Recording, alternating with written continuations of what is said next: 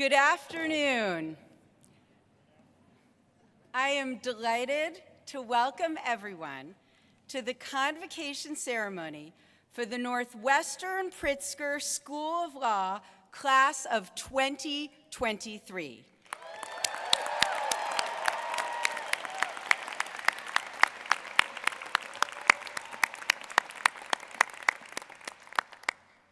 Congratulations to our amazing graduates. It is wonderful to be able to come together in community and welcome the family and friends of our graduates who are here in person with us today and those who are joining us remotely from around the world. It is also my pleasure to welcome our special guest, this year's Convocation speaker, Cherise Smith, Managing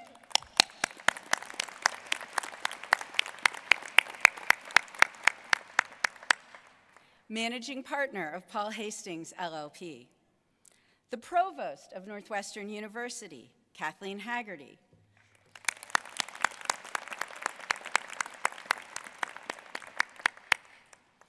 And Eugenia Castrillon, Vice Dean of Graduate and Undergraduate Programs at IE, Instituto de Empresa, our partner school in Madrid.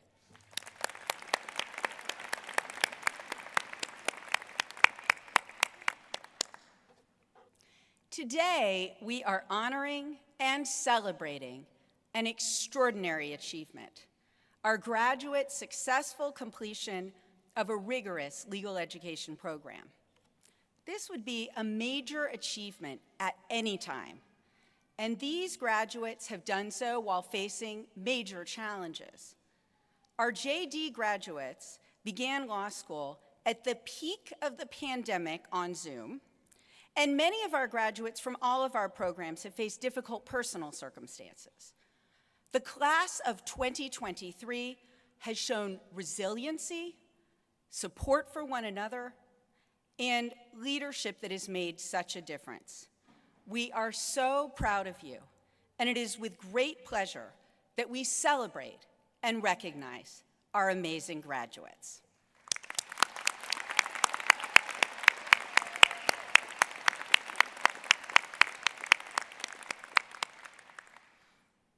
The 163rd class to graduate from Northwestern Pritzker Law includes 643 graduates from 8 degree programs: Juris Doctor, Joint Juris Doctor, Master of Business Administration, Master of Laws in International Human Rights, Master of Laws in Taxation, Executive Master of Laws, Master of Studies in Law, and Master of Science in Law.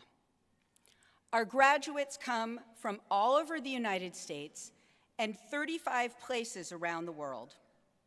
And they already have accomplished so much and contributed so much during their time in law school. They have published numerous articles, including ones that were solo authored and co-authored with our faculty. They have had competitive success, including winning the Midwest Regional of the National Trial Competition, making it to semifinals of the Price Media Law Moot Court Competition, winning the Estrella Mock Trial Competition, and winning second place and Best Written Submission in the LLM division of the ABA Tax Section Law Student Challenge. Our students have given back in so many ways. This graduating class collectively gave 8,565 hours of their time to public service. 100 students from across our programs completed our student public service goal of at least 50 hours of public service, or the equivalent goal for students here less than 3 years, with 15 students volunteering at least 100 hours and 16 students volunteering more than 200 hours. They have made an impact through the Bloom Legal Clinic, tutoring students, working with struggling families, helping asylum seekers, supporting women in the justice system, participating in programs in our Chicago public schools, supporting the right to vote, and traveling to New Orleans and Mississippi during spring break, where they addressed issues of racial and economic justice. And this and so much more was just in law school. Following their graduation from these programs, our JD and LLM graduates will make their impact in the United States and around the world at major law firms and businesses, in governmental positions, and in public interest positions that advance social justice and human rights. Our JD graduates will be clerking for federal and state court judges in 16 states plus DC after graduation. Our MSL graduates will bring their integrated law, business, and STEM knowledge to law, medicine, technology, and other companies, healthcare and management consulting, and regulatory affairs and compliance. Our LLM tax graduates will embark on careers as tax attorneys at law firms and accounting firms, and within government and academia. We are so excited for all that these graduates will contribute. They give me hope for the future. It is important at this milestone moment to recognize the people who supported our graduates to this day and will be there for them as they move forward. It is wonderful to have so many loved ones with us here today. And I also want to acknowledge the important people in the lives of our graduates who are not here today. We know, as each of our graduates also knows, that the love and unfailing support of family and friends, always and particularly during these challenging times, have played a critical role in getting them to today and will support them as they move into the future. Please join me in congratulating and thanking family and friends of our graduates.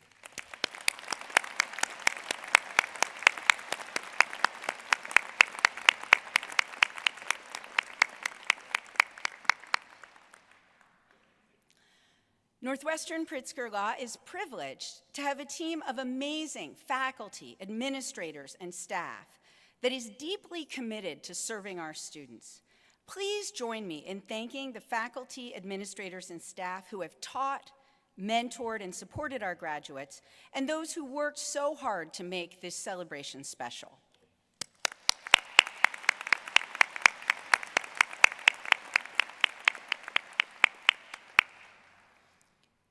And now it is my honor to introduce the Provost of Northwestern University, Kathleen Haggerty. I have things to say.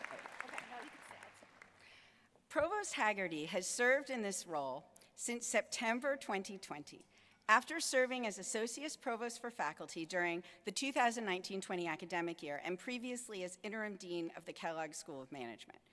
She is an accomplished scholar and respected faculty leader with vast experience attracting and retaining top faculty in an increasingly competitive environment for academic talent. She joined Kellogg more than 30 years ago and holds the first Chicago professorship in finance. She has held numerous positions of leadership within Kellogg and has developed several successful academic programs that foster partnerships across our university. Her scholarly work has focused on the microstructure of securities markets, disclosure regulation, insider trading regulation, and effectiveness of self-regulatory organizations. We could not be more lucky at Northwestern to have such an extraordinary provost. I am extremely grateful for all of the ways she makes a difference through her leadership at our law school and university, and have learned so much from having the opportunity to collaborate with her these past 2 years. Please join me in welcoming Provost Haggerty.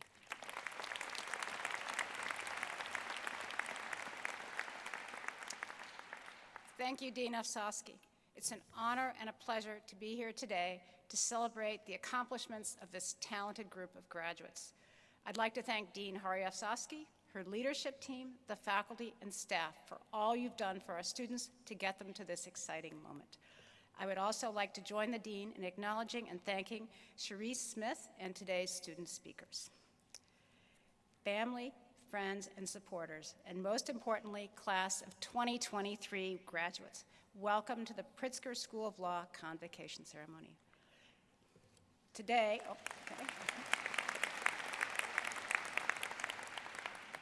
Today we gather in deep gratitude and joy to celebrate the completion of this remarkable journey. You are graduating from one of the world's greatest law schools. As provost, I'm keenly aware of the effort and determination it took for each of you to arrive at this moment, not just during your years at Northwestern, but over a lifetime of work. I commend you on your success. We know that no individual's law school journey is completed alone. Many people have supported you, teach you, guide you, and cheer you on during your time here. It could be a professor, a family member, or a fellow student. I'd first like to acknowledge and congratulate the faculty for sharing their knowledge, experience, passion in educating the next generation of lawyers. The faculty are the center of all that we do here at Northwestern, and none of us would be here today without them. So let's give a hand to the amazing law school faculty.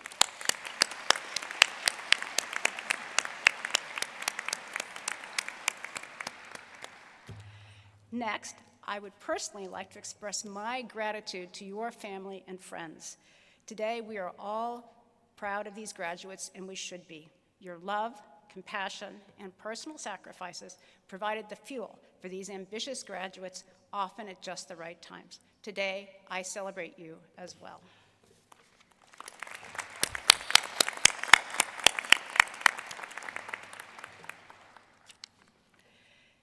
Graduates, you've all made important contributions as students, and now you're poised to begin the greatest phase of your life's journey. During this era, against the backdrop of difficult societal problems, we have witnessed the critical importance of law. In my life, I'm surrounded by lawyers. My father was a lawyer. 2 of my children are lawyers. I have sisters-in-laws who are lawyers, son-in-laws who are lawyers.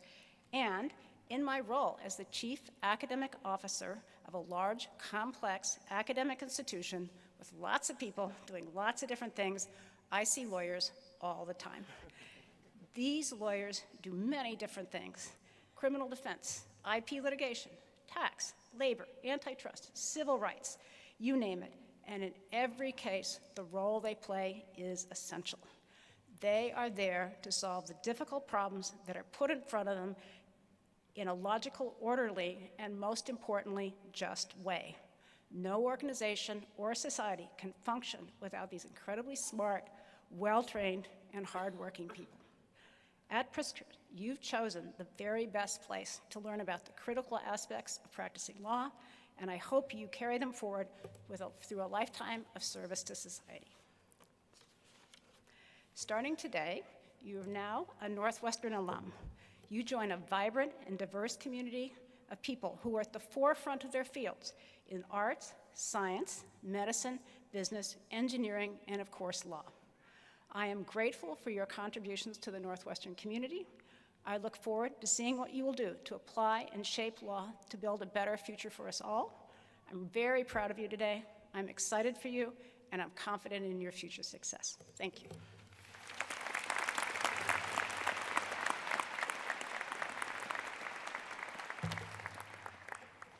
Thank you, Provost Haggerty, for being here today and for those really wonderful remarks. It's a long-standing tradition at Northwestern Pritzker Law for the graduating class to select some of their classmates to deliver remarks. This year's class has selected 3 speakers: a JD graduate, an LLM graduate, and a graduate of our Master of Science in Law program. They are Bradford McGann,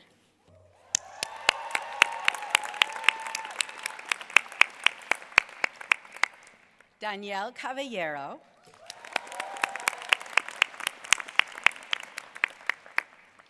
and Kevin James Ingram.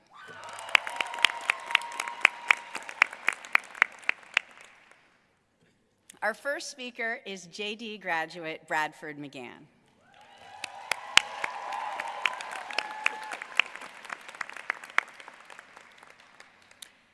Bradford graduated from Harvard University in 2014, where he studied comparative government with a focus on human rights and refugee policy. He then spent 6 years in Washington, D.C. as a management consultant, serving international, federal, and local government clients. Here at the law school, Bradford served in a number of leadership roles, including Vice President of Finance for the Black Law Students Association and President of the Northwestern chapter of the International Refugee Assistance Project. He also served as editor-in-chief of the Northwestern University Law Review, the first Black person to hold that position since the journal was established in 1906.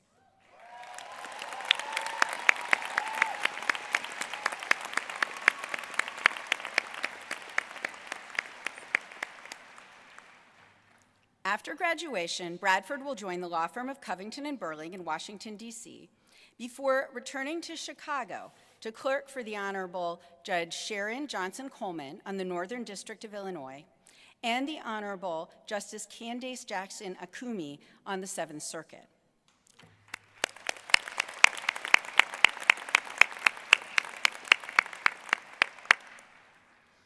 Bradford was honored this week at our law school awards ceremony with the Leadership Award, which is awarded to the student who has made the greatest contribution to leadership in the student community. We are extremely grateful for all of the ways that Bradford has contributed during his time in our law school, and I look forward to the difference that he will make as he launches his legal career. Please join me in welcoming Bradford McGann.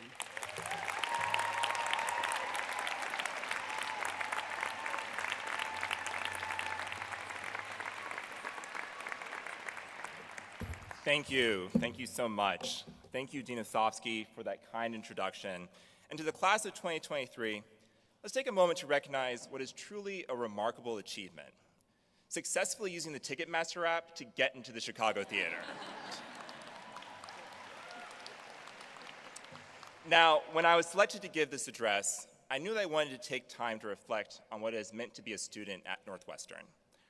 But because I couldn't convince Student Services to let me reprise the finale of this year's Follies show, my thoughts turned to the law review. And don't worry, you don't need a blue book for this speech, so put those away. As editors, one of the first things we're told to look for when reading an article is a roadmap. A roadmap is a paragraph at the beginning of each article where the author lays out where their argument is headed with all of the energy and creativity of directions from Google Maps.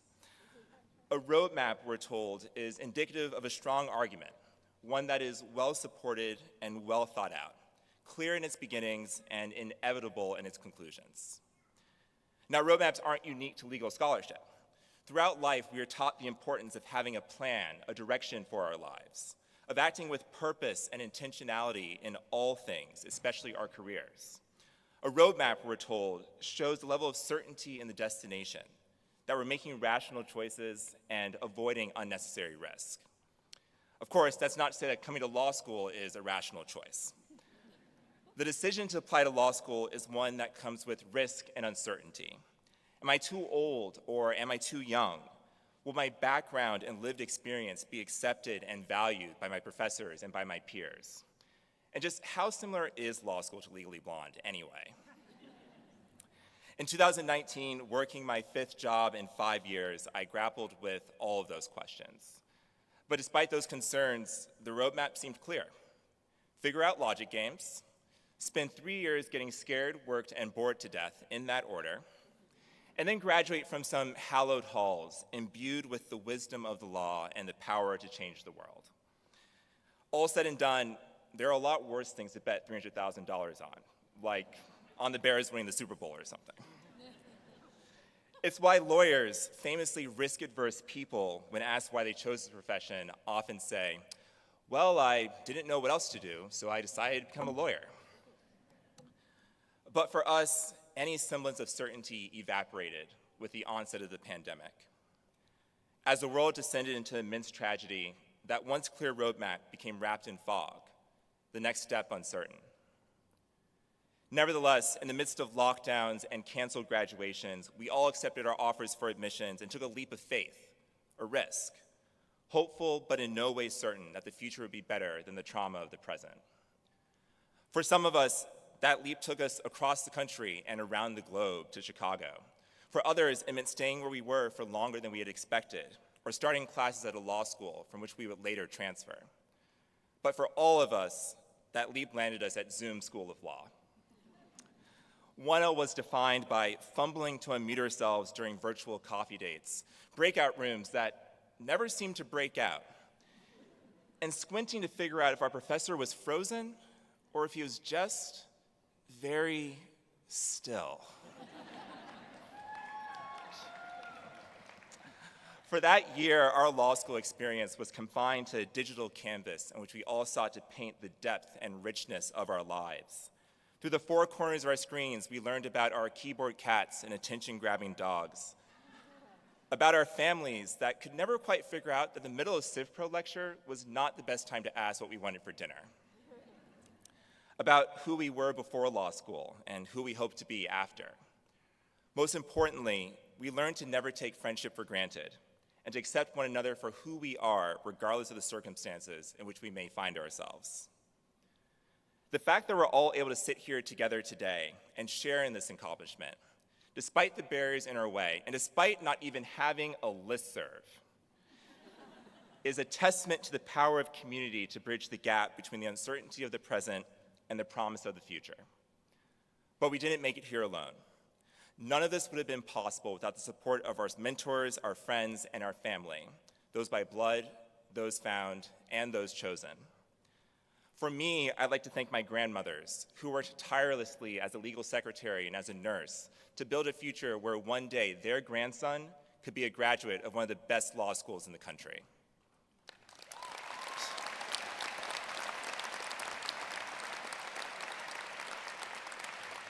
I'd like to thank my family for supporting me as I continue to try and figure out exactly what it is I want to be when I grow up. And please, please let that be a lawyer. My professors for guiding me on this journey to becoming an attorney, and my wife, Shamil, for being my best friend and partner on each and every step of this journey.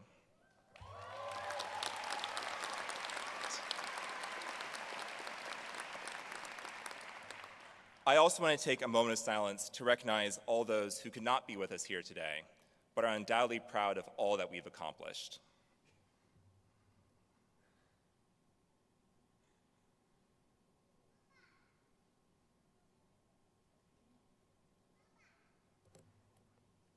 Thank you.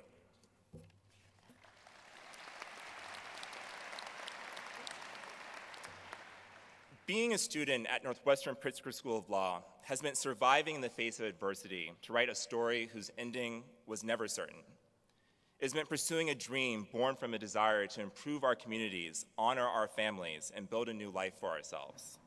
It has meant taking that first step into the fog, despite not knowing what lies on the other side. It has meant trading hard facts for legal fictions. As students of the law, we were taught to embrace principles of objectivity and logic that often bore no resemblance to the world in which we lived, to sterilize pain and injustice into rules and doctrine.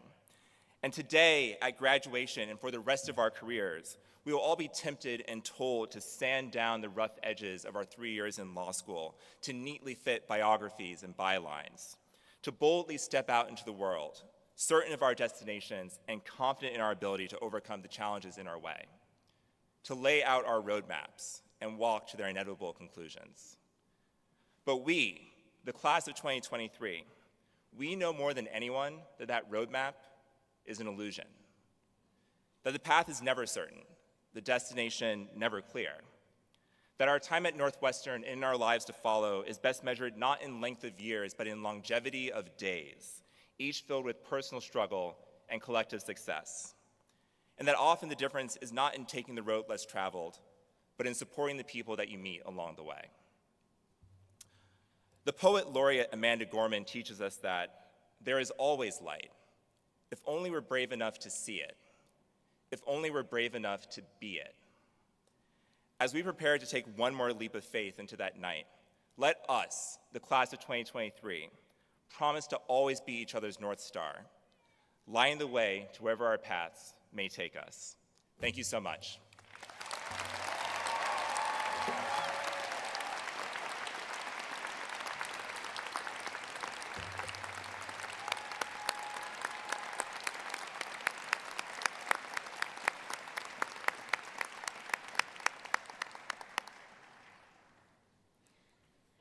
Thank you, Bradford, for those inspiring remarks as you and the other members of the class of 2023 take that leap forward. Now I am pleased to welcome our second speaker, LLM graduate Danielle Caballero.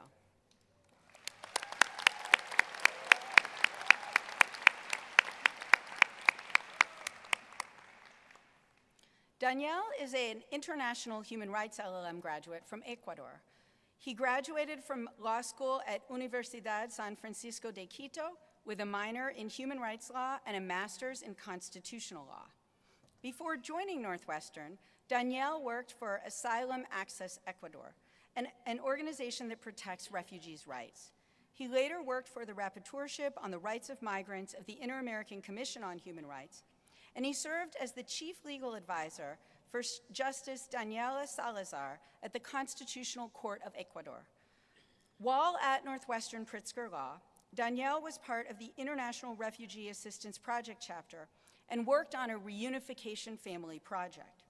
He was also the LLM representative in the Outlaw Student Organization and coached the Northwestern team in the Price Media Law Moot Court competition. After graduation, Danielle will continue to work as a human rights lawyer with particular interest in refugees, LGBTQ, and reproductive rights, and he will also teach international law at his law school in Ecuador. We are grateful for all that Danielle contributed during his time at our law school and the difference that he has made and will make through his critical work to advance human rights and greater justice. Please join me in welcoming Danielle Caballero.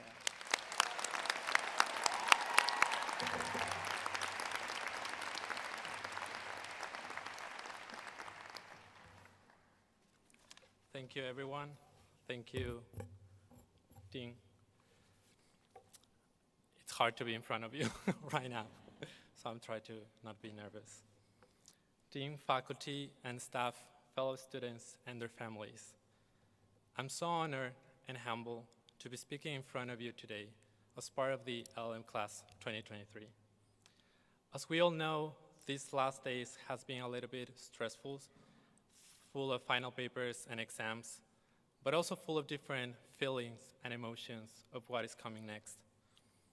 Though I know each of you will do amazing things after graduation, I just wanted to share with you some thoughts that have been present during my LLM year, and particularly now that we did it. While I was writing a final paper for one of my favorite classes in Northwestern, Sexual Orientation and Gender Identity Law, I used this quote that I want to share with you. Defining one's own identity is one of the most personal and individual practices one can engage in. It is central to autonomy. This quote reminded me when I came out to my parents and my family. Besides the fear and anxiety at that moment, what was really going on through my head was, I'm actually ready to fully accept myself? Because at the end of the day, the first person who knows who you are, it's you and no one else. As law students and lawyers, we will emerge in very privileged and elite spaces, from attending to leading law schools, big companies, high courts. And sometimes being part of these very elite spaces come along with different changes in our life. Changes like how we talk, how we dress, how we interact with people.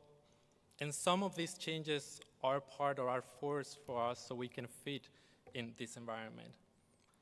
After coming out, I just realized that there is nothing I will ever change to live true to myself. So no matter where you are, always remember where you come from and stay true to that person. Changes are good, so don't get me wrong on that, and we should be prepared for those changes. But we don't need to sacrifice who we really are, our values, or our principles to fit in anywhere. So let's have this in mind for our future career.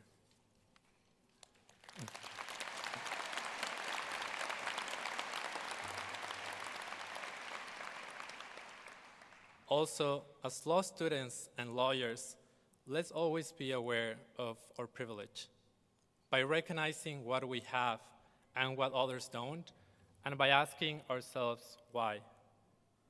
I know that many of you have worked so hard to be here.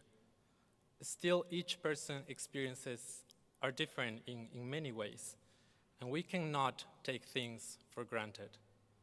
By recognizing our own privilege, we can take active steps to make some real and deep changes in society.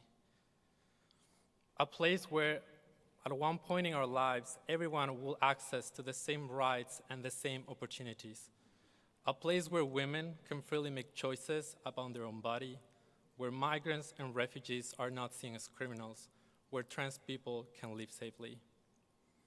No matter what type of law you practice or where you are, every action that you do from now on matters. So never underestimate the platform that you have right now to be part of social change. Now, I just want to talk the last minute about the LM Class 2023. I have no words to describe how great these people are. Yes.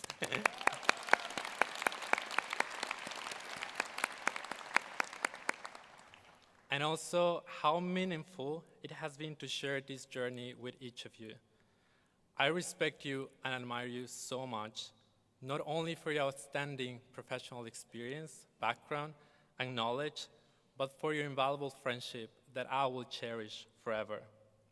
We were sort of a big family, supporting each other in every way we can, struggling in different ways, especially in the winter, but also partying together and enjoying every time and every minute here in Northwestern.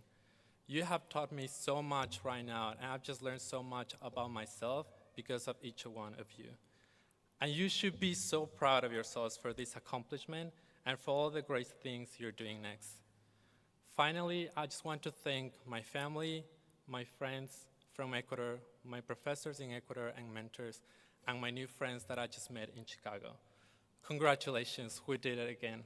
And congratulations to all the Northwestern class.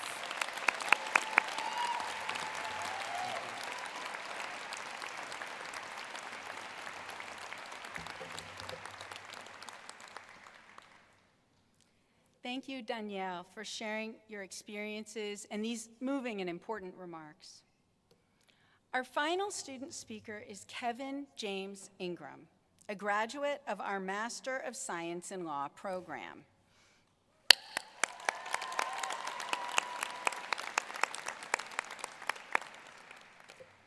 Before coming to Northwestern, Kevin attended the University of Illinois Urbana-Champaign, graduating last spring with a Bachelor of Science in Biochemistry. For 3 years there, he worked in a comparative bioscience laboratory, researching molecular mechanisms of obesity and diabetes. During his time here at Northwestern Law, Kevin participated in an Access to Health project through the Northwestern Pritzker School of Law's Center for International Human Rights, where he joined an interdisciplinary team and partnered with the Sahel Foundation to develop an educational program on nutrition for women in Mauritania. Kevin was also a member of the MSL Public Service Subcommittee, where he helped organize a Mobilizing STEM leadership series with STEM high schools of Chicago Public Schools. In the fall, Kevin is excited to become a chemistry and physics teacher, as well as an assistant soccer and basketball coach at Lake Forest Academy. We are grateful for all of Kevin's contributions during his time here and the impact that he will have through his teaching. Please join me in welcoming Kevin Ingram.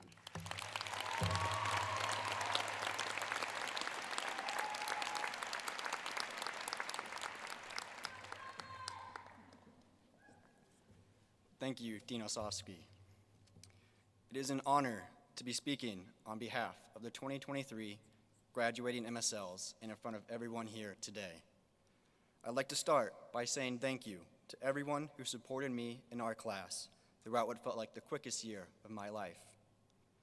First, thank you to my parents, grandparents, and family for supporting me and encouraging me, wherever you are up there.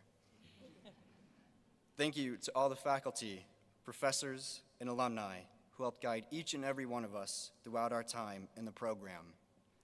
I appreciate each of you who opened your doors and offered your advice. And thanks to each of you willing to keep your doors open even after we all graduate. I admire your commitment to our success and growth, and I'll strive to show the same commitment when I become a teacher. And of course, thank you to all the MSL students. All of you are incredibly talented, intelligent, and kind people. As the 9th graduating class of MSL students, we've come a long way.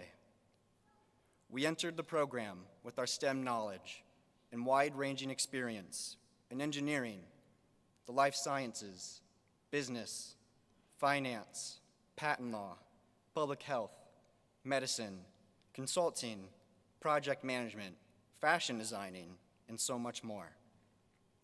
We challenge ourselves to learn new concepts of law and business. We develop new and meaningful friendships, participated in entrepreneurial, interdisciplinary, innovative, and international projects. And we made countless trips to Harry's Cafe, all towards today and receiving a Master of Science in Law. Standing here and seeing all of you now, I want you to know that I'm so proud. I'm proud that I have the privilege to be a part of a diverse, humble, and driven cohort. I'm proud of each of you for being well-rounded, as well as curious and resilient individuals.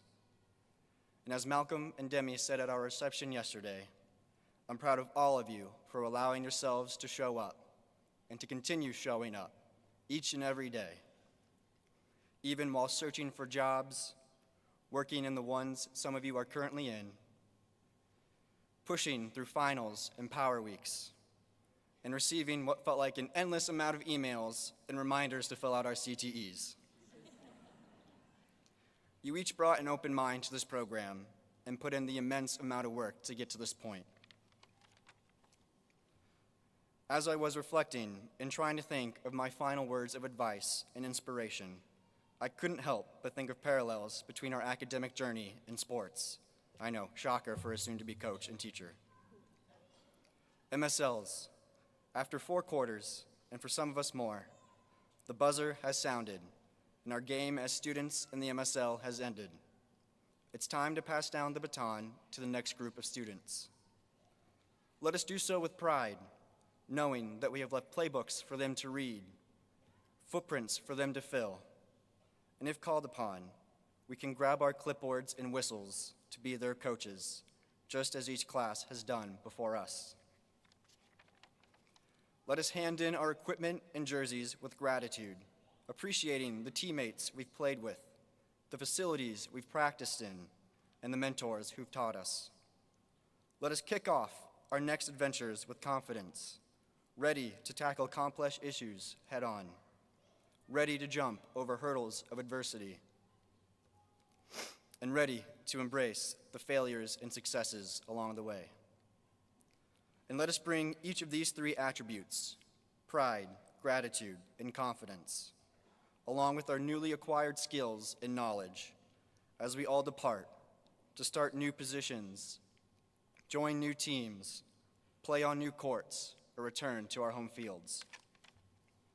I came into Northwestern with the purpose of finding new goals to set, new positions to play, and new tracks to follow.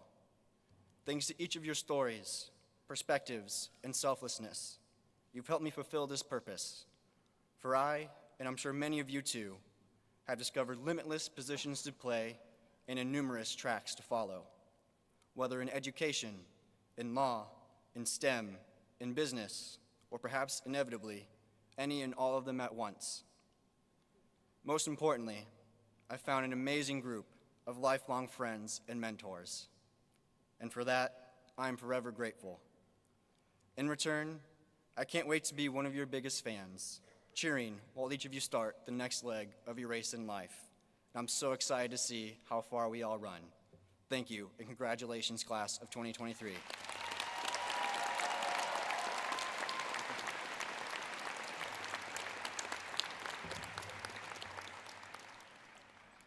Thank you, Kevin, for these wonderful remarks. And I know I can speak for everybody in this room. We're all cheering the class of 2023 on.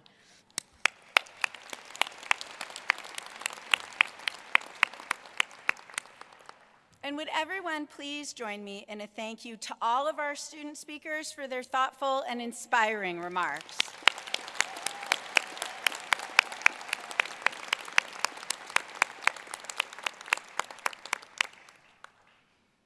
And now it is my great honor to introduce today's keynote speaker, Sharice Smith.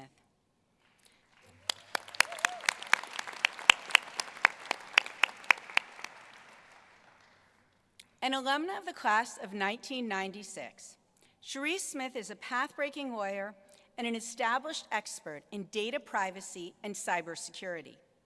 In addition to her current role as managing partner of Paul Hastings LLP, she has made important contributions as former general counsel of Washington Post Digital, chief counsel to the chair of the FCC, a member of our law board, and a distinguished Northwestern Pritzker Law alumna. Ms. Smith is renowned for her expert advisement on crisis issues and is regularly sought after by corporate board members and the C-suite. She previously served as vice chair of Paul Hastings LLP's data privacy and cybersecurity practice and is known as one of the country's preeminent attorneys with expertise in data privacy and cybersecurity and media and technology. She is recognized throughout legal, media, communications, and technology industries for her leadership, business acumen, and dedication to clients, and she is consistently ranked as a leading lawyer in Chambers USA and Legal 500. Before joining Paul Hastings LLP, Ms. Smith served as chief counsel to Chairman Julius Genchowski at the FCC, where she was responsible for determining the agency's business and policy agenda on a multitude of media and technology matters. She led the FCC's cross-agency efforts to refine and implement new rules on data privacy and cybersecurity for multinational companies, navigating complex data and privacy rules in US, EU, and Asia. Her work also involved extensive interaction with external stakeholders, including wireless, media, cable, and telecommunications companies, industry groups and trade associations, federal and state agencies, and Congress. Outside of her role with Paul Hastings LLP, Ms. Smith serves on the board of directors of NortonLifeLock and Cable One. She also, as I mentioned before, is a member of our law school's law board, the University of Maryland's Journalism School Board, and America's Public Television Station's Executive Board. Prior to attending Northwestern Pritzker School of Law, Ms. Smith earned a BS in Business Administration from the University of South Carolina. We are honored and absolutely thrilled that she's joining us today to share her insights with our graduates, and also extend a warm welcome to her mother, Joanne, husband, Ade, and children, Morgan and Quinn. We are extremely grateful for Ms. Smith's leadership and all that she contributes to our law school and society. I have learned so much from her wise counsel and am thankful for our partnership. Her support for our law school and students as a key leader on Law Board makes such a difference. Please join me in extending a warm welcome to Cherise Smith.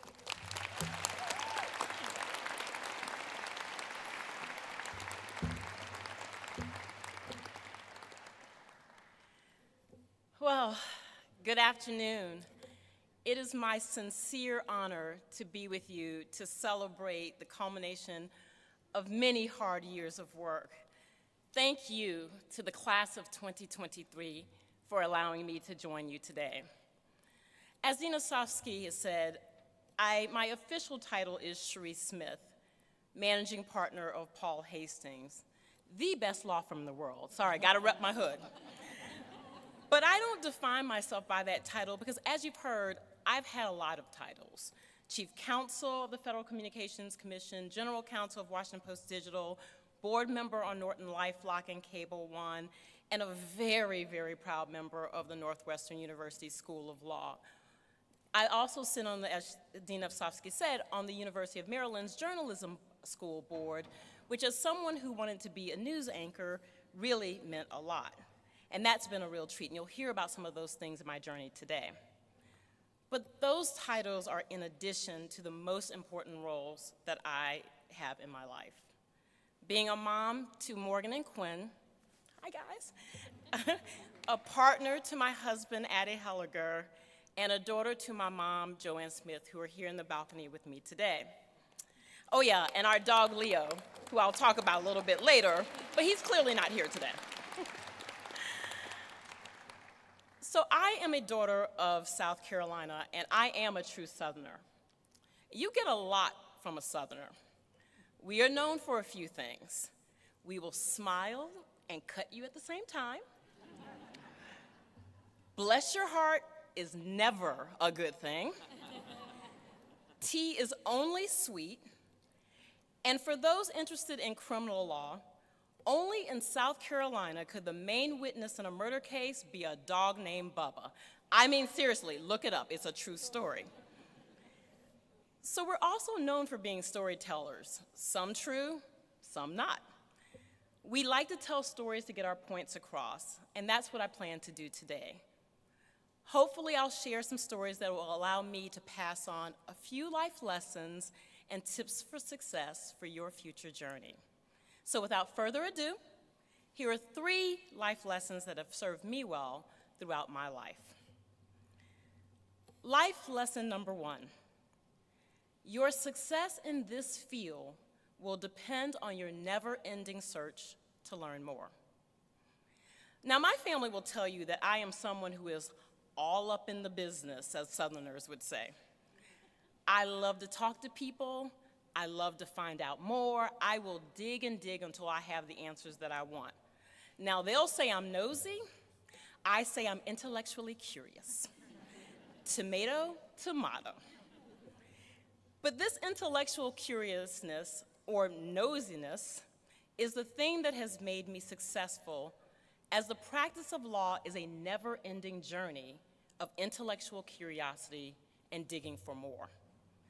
Now, my journey at Northwestern started off a little rocky because it was the first time that I questioned whether I truly had what it took to succeed. I received my undergrad degree at the University of South Carolina, home of the Gamecocks, and the real USC. Yes, I said it. When I started on our first day, all 200 of us met in Lincoln Hall to have orientation and introduce ourselves. And just like your class, my class was made up of these amazing people. Hello, I'm Samantha from Harvard and I cured cancer. Hi, I'm Tom from Stanford. I speak 7 languages and I basically created Hong Kong. And my story was, well, I graduated from USC and I went to school with Hootie and the Blowfish and knew Darius before he was Hootie. I was unnerved after that first day.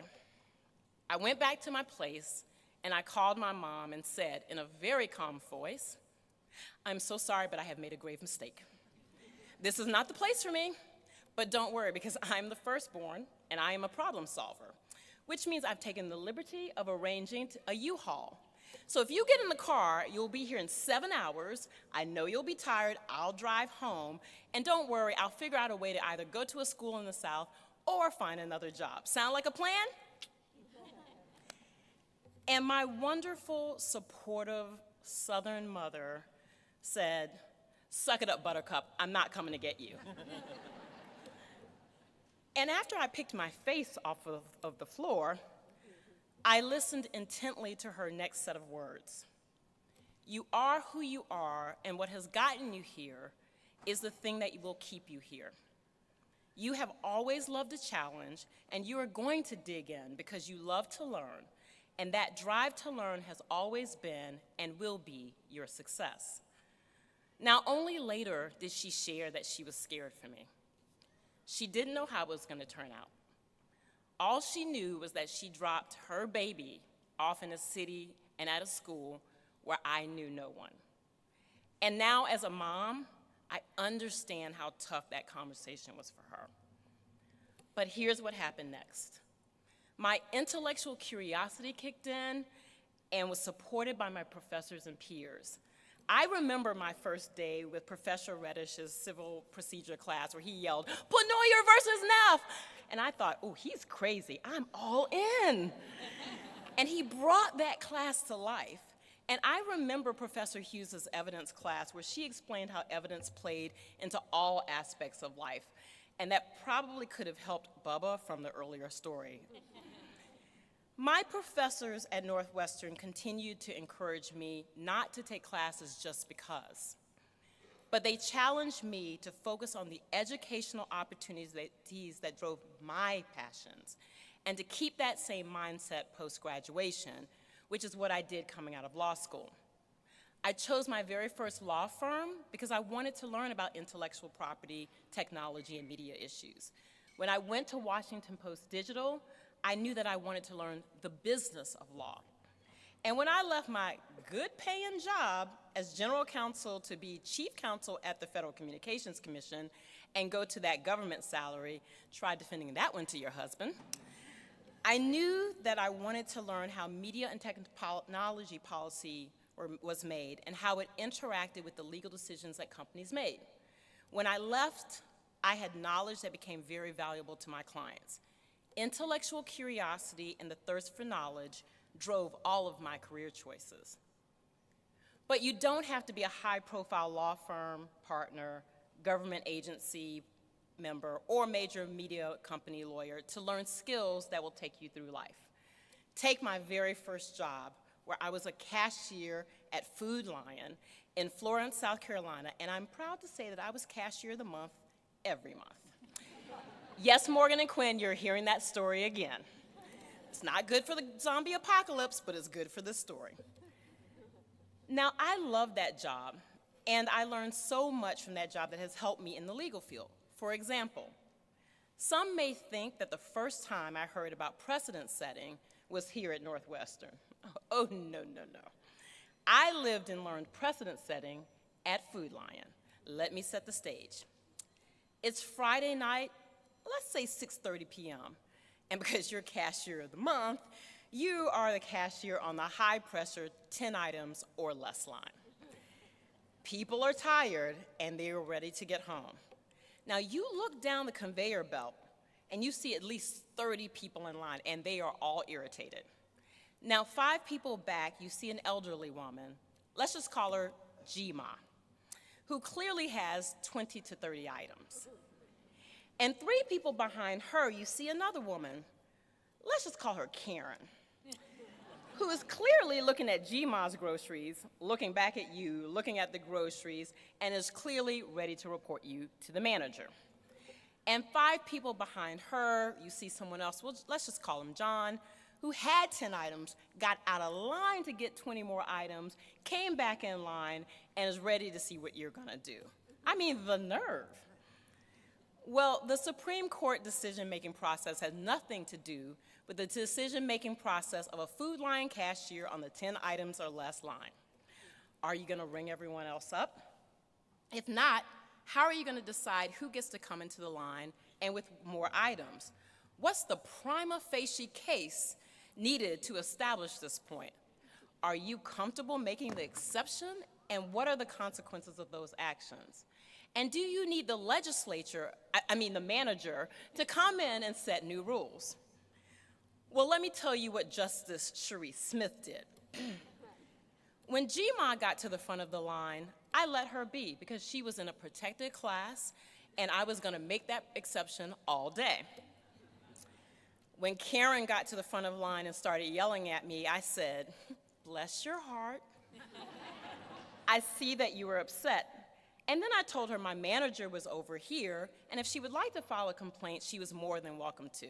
But because I was cashier of the month every month, I knew nothing was gonna happen to me. And when John came down the line and put all of his items, including the additional ones he went and got, on the conveyor belt, I promptly put down that aisle closed sign and told him that I was going on break and that my colleague on aisle 2 would be more than welcome to help him. Or as we say in the legal profession, certiorari denied. So here are the gems in this story. First, I'm clearly petty, but that's not the main point of the story. The main point is about understanding and appreciating that in every job, there is a learning experience that will help you in your future journey. Did I really understand what precedent setting was? Not so much. But at Food Lion, I learned the importance of understanding how one decision could impact all subsequent decisions. The other things I learned in that job were things that helped me in my future jobs and in the legal career. When you are in the 10 items or less line, you are dealing with a new person every 6 minutes. Or in big law, we call that point 1. You do not know what they have been through or what they are dealing with. So you had to learn how to quickly assess a person, a situation, and with little to no facts, figure out how to solve their problem and have them come away happy with a good result and thinking highly of your company.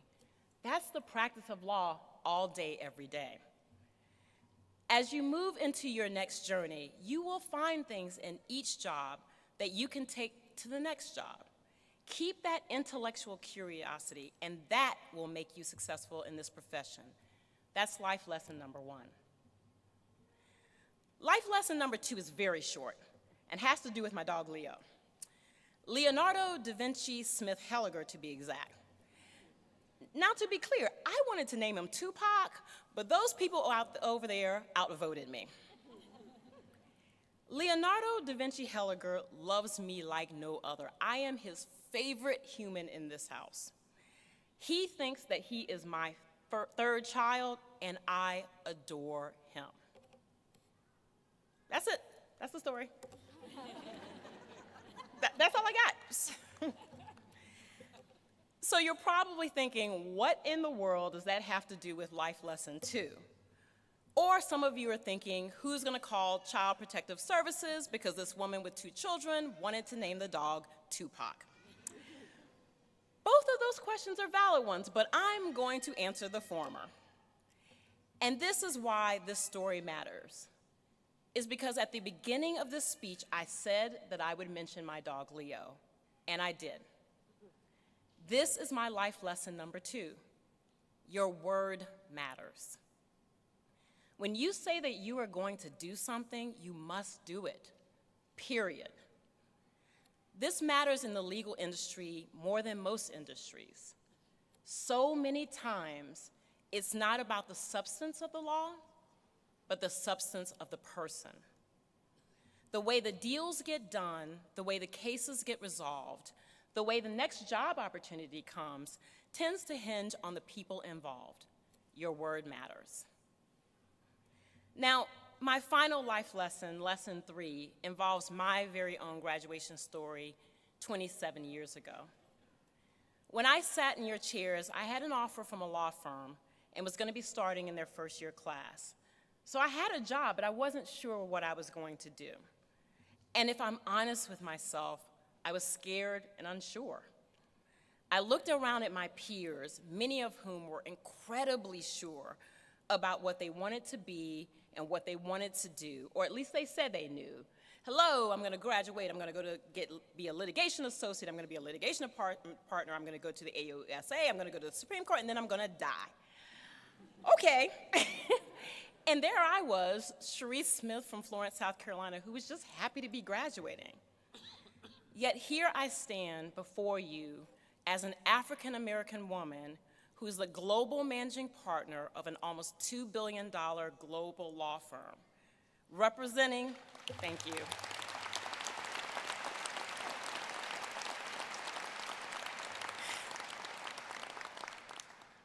representing the top media companies in the world. I know every CEO and GC at every major media company. And this year at our partner retreat, I had the privilege of being on stage and interviewing President Clinton and President Bush, and you could not have told me that I wasn't Barbara Walters, Oprah, and Walter Cronkite all wrapped up into one.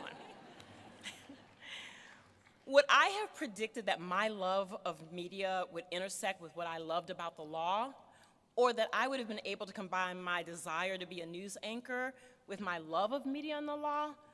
I never would have called this. And that leads me to the most important lesson for today. If you take anything from today's speech, I hope that it is this.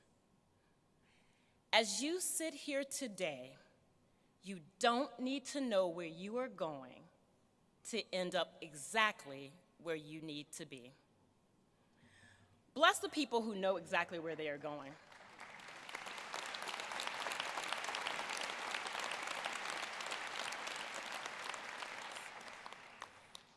Bless the people who know exactly where they're going. Bless their little hearts. But for most others, they don't know, and most people are not honest about it. And also, life throws you curves, and you're going to have to call audibles along the way. But here are the things that allowed me to succeed and end up exactly where I needed to be, and the things that will guide you on your right path. First, you got here because you are smart and talented, and you will do what it takes to win. And remember, Northwestern doesn't pick losers.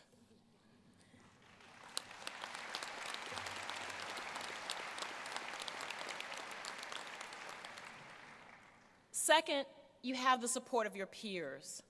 Look around. You have gone through the last few years with each other, and you are forever bonded by this special experience. And here's the thing. The person who made a spectacle of himself at the Thursday night bar crawl could be the Fortune 500 general counsel who will give you $2 million of business every year. Now, that may or may not be a true story, but I'm no snitch.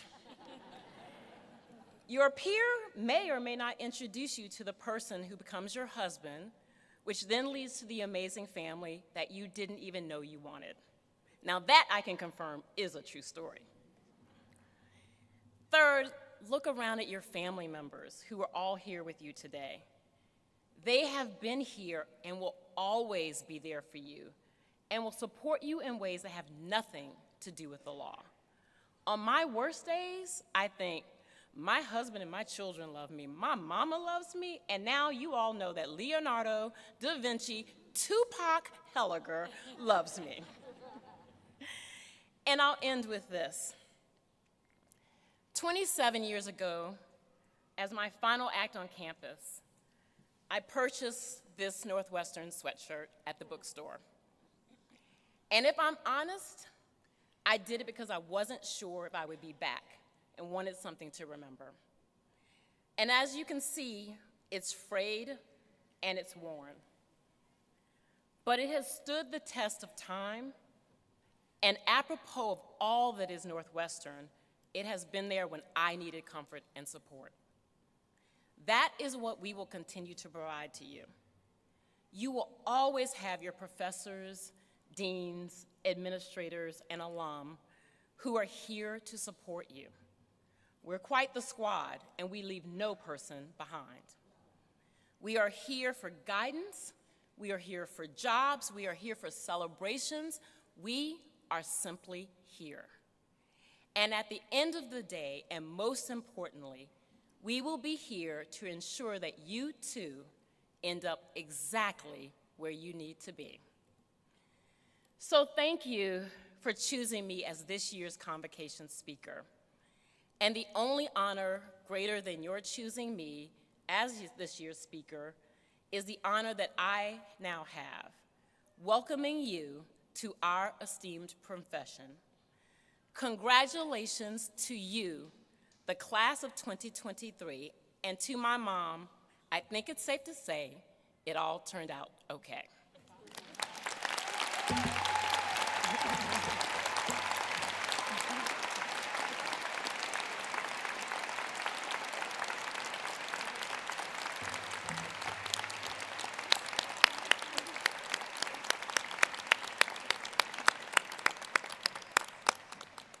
Wow.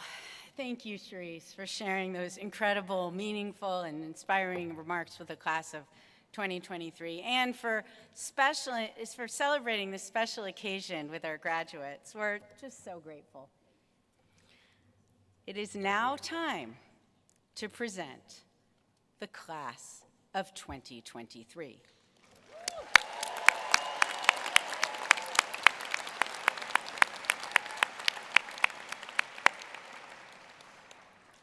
At Northwestern Pritzker Law, we follow an academic tradition that dates back to the 13th century, which you can read more about in your program.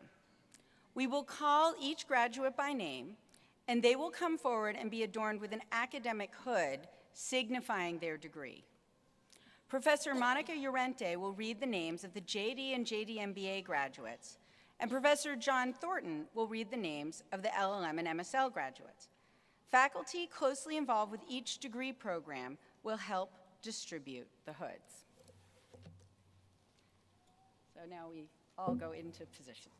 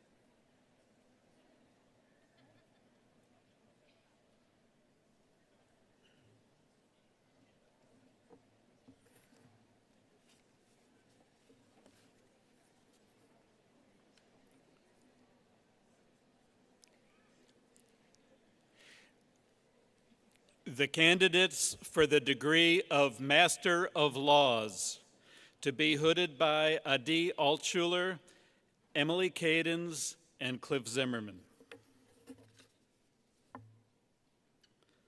Fabio Pacileo Costa, Elizabeth Nankunda, Smiti Singrodia,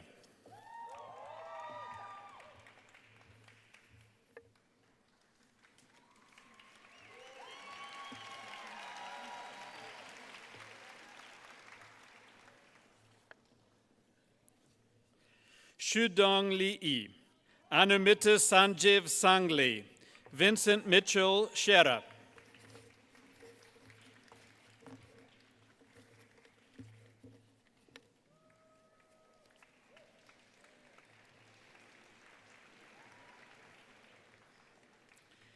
Yanni Wang, Jishen Shun, Hanjun Gao.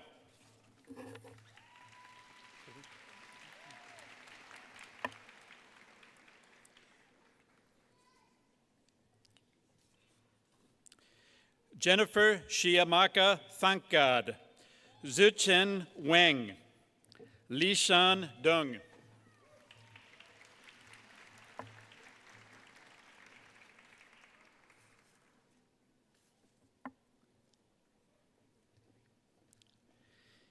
Jian Zhang, Wenyu Li, Shangbo Liu.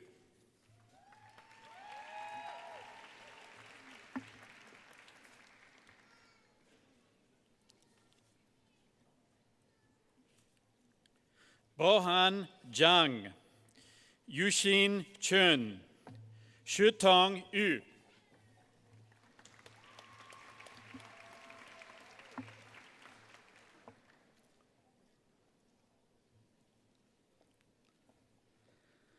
Rongji Zhang, Shihui Shu, Erdong Zhao.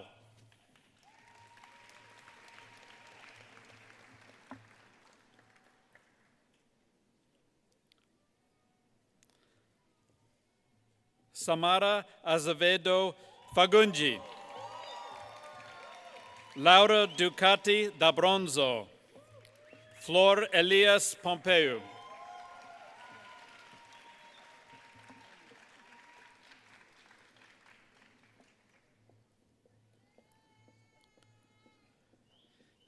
Jianan Tisam Dikua, Thais Fejo Malacarne, Samantha Ann Manzon.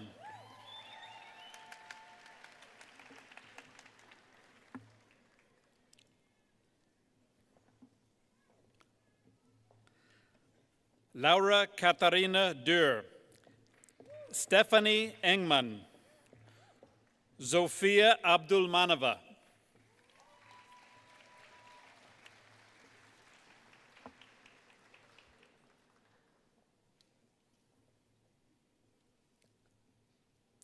Aziza Esmael A. Turki, Miroslava Godoy Soto, Catalina Ucros Tellez.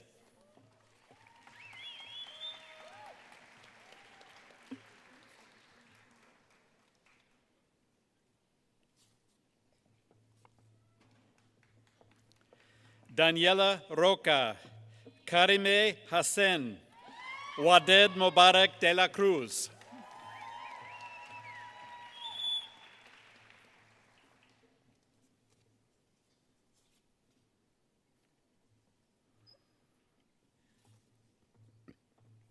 Moses Gonzalez Arroyo, Meng Xuan Li, Nicolas Agustin Ramos.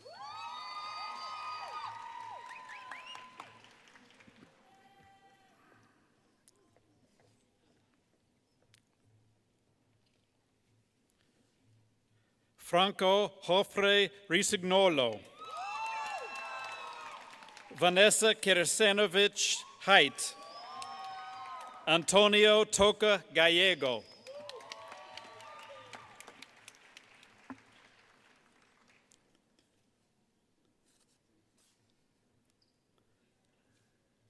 Diana Gabriela Torres Miranda, Rodrigo Carmona Heran, Martin Erazuris.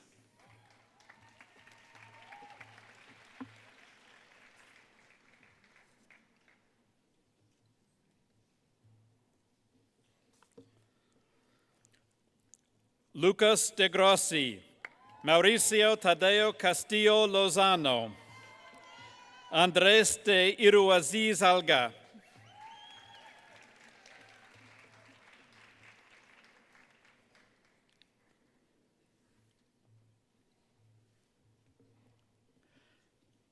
Javier Laval Albarán, José Eduardo Coronado Castro,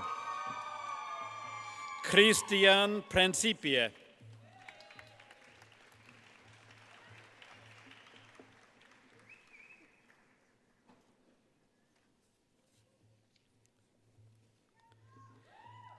Anthony Perdikis, Axel Daniel Emmanuel Suzini, Paulina Arango Aspuru.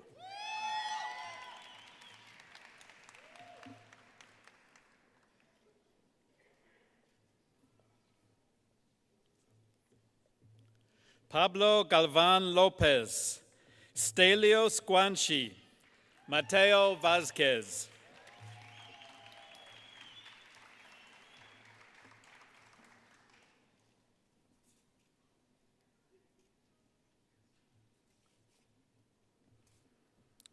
Yutong Liu, Zihui Yen, Guanan Zhu.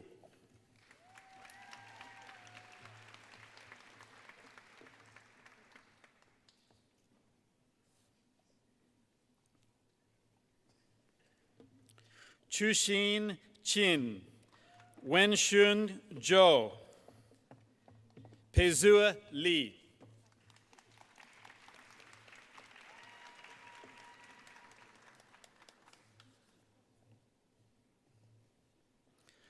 Wanting Ding, Xiaoshui Zhao,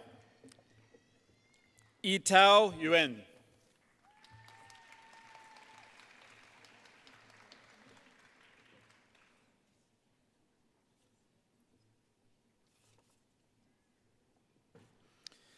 Yikun Liang, Byunran Zhang, Jiaxi Duen.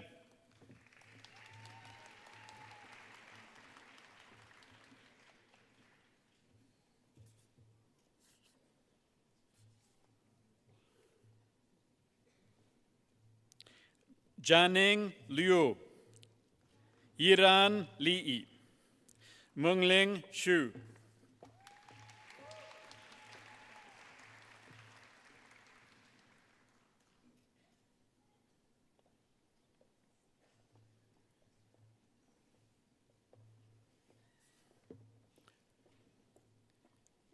Swunye Ni, Yuno Wu, Chang Liu.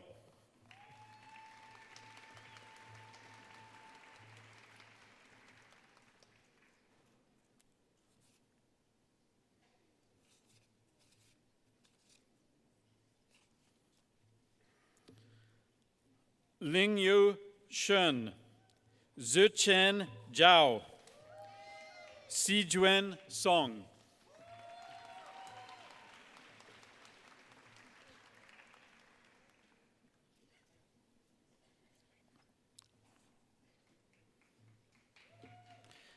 Xiaoyue Zhang, Junzi Yue, Zidong Wu.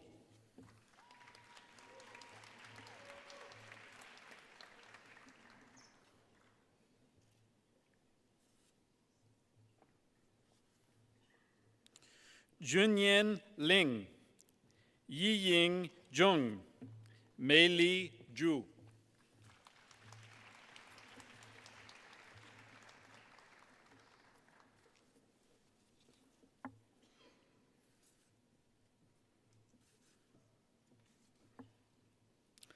Hongfan Chen, Tianyu Shi, Paco Liu.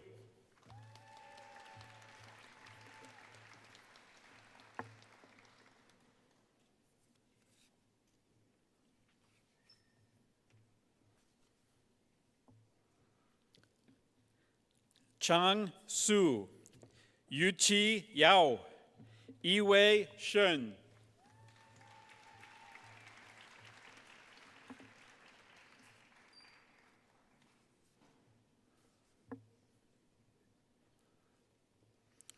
Shunyan Lu, Suwen Du, Bowen Wang.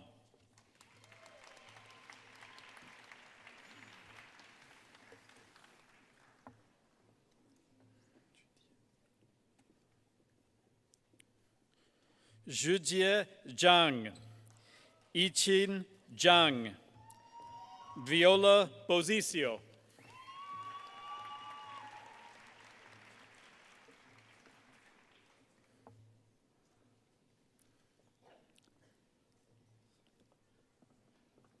Pedro Raful Villamar, Jeman Tan, Huxiao Wang.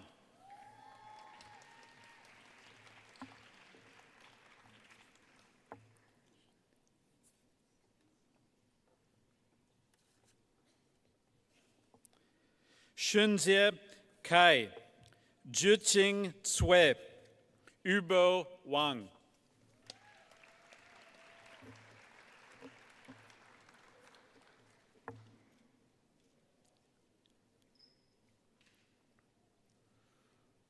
Micah Yamaguchi, Ming-Yi Zhang, Uchi Hong.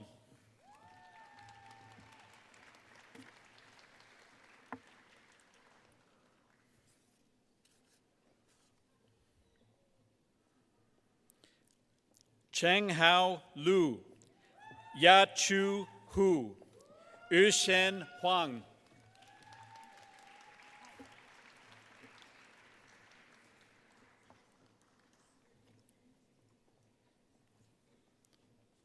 Yuxuan Teng, Choya Zhang, Yuanjing Wang.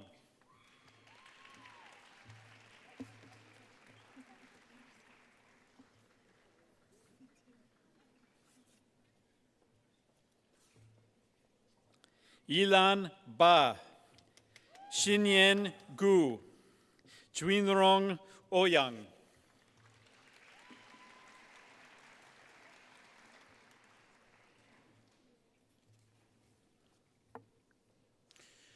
Shufeng Han, Yihao Huang, Shiqi Shu.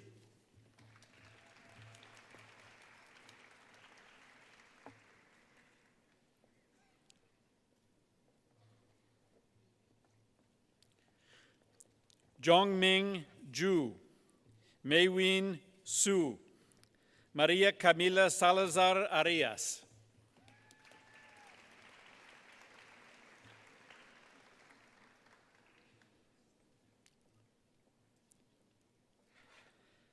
Sagar Sharma, Tessie Tu, Ilyun Zhang.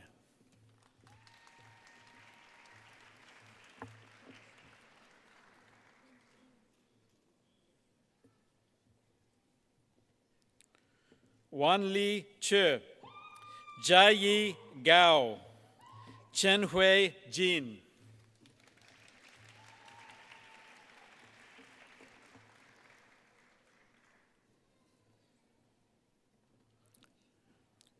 Yuchen Xu, Shuijing Shang, Zhong Qi.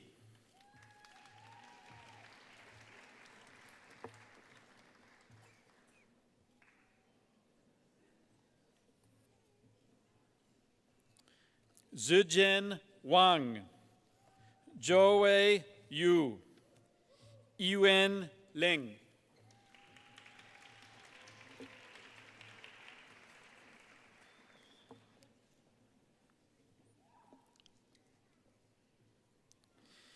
Yiming Chen,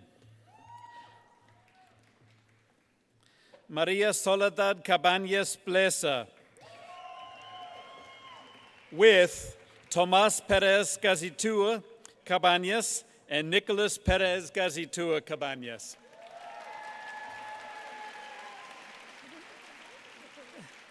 Renato de Ajuda Filho with Cecilia.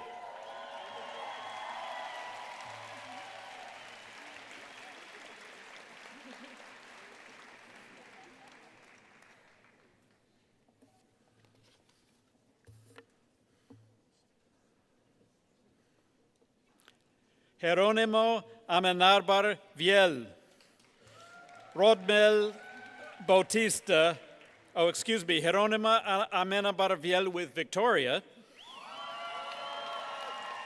Rodma El Batista with Vito and Ali,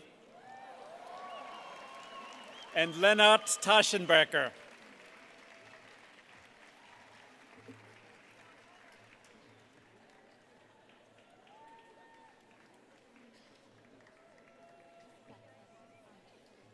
They're going to end. Would you mind just announcing Irina? She can't come. Just say not in attendance today. Who? Irina. Okay, where? The first one. Can you just say not in attendance today? Irina? Okay, sure. And then let me have one more card. This is the end of the candidates for the Master of Laws. So actually, maybe just read those three. Read those three, and then the last one, go ahead and say not in attendance or whatever. Okay.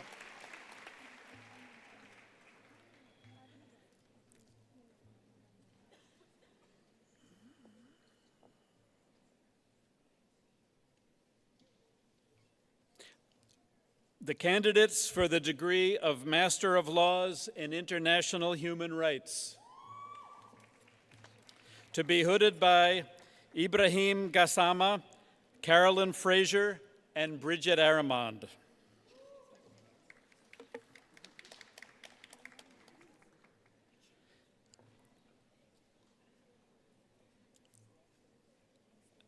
Binish Zia,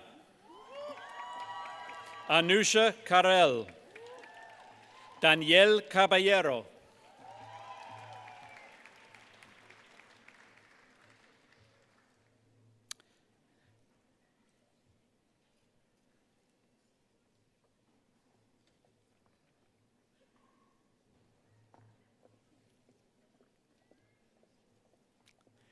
and Irina Rekrut, who could not attend today's ceremony. This is the end of the Master of Laws in International Human Rights.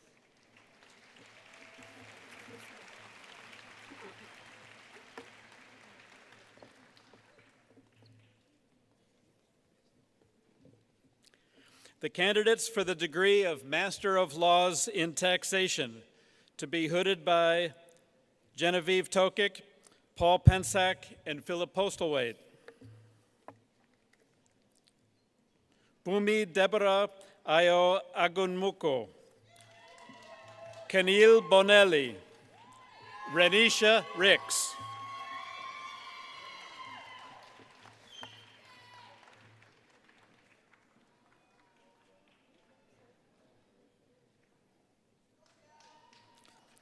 Stahili Muhammad, Lilian Amenawan Itua, Paweł Chodzinski.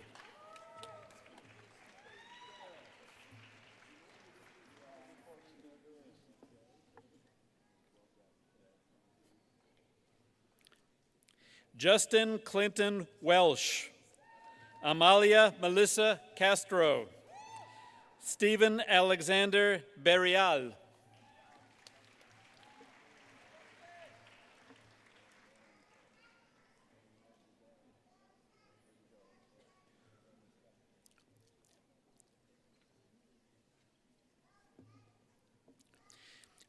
John Patrick McInerney, Patrick Michaelis, Diana Solano Flores,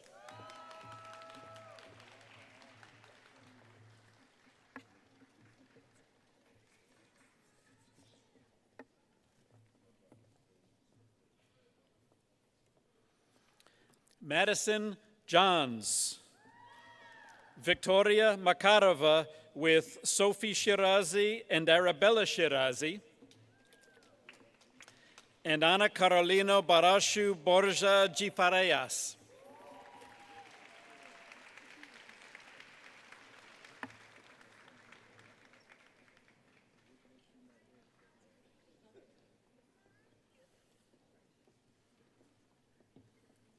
Sina Satayashpur, Lang Liu, Jing Peng,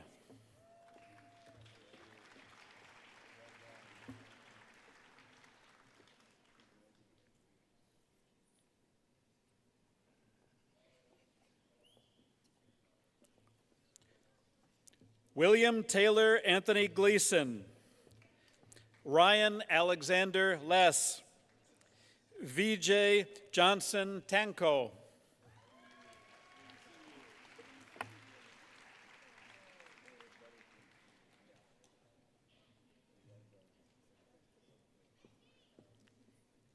Matthew William Fisher, Royce Raymond Bredemeyer, Derek Larson,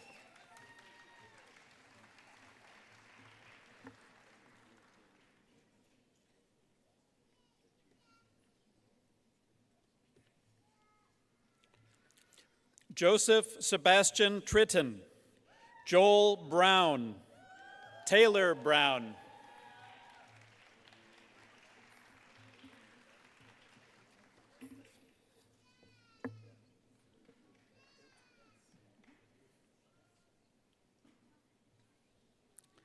Benjamin Holtzman, Michael Conroy with Harper and Adeline Conroy,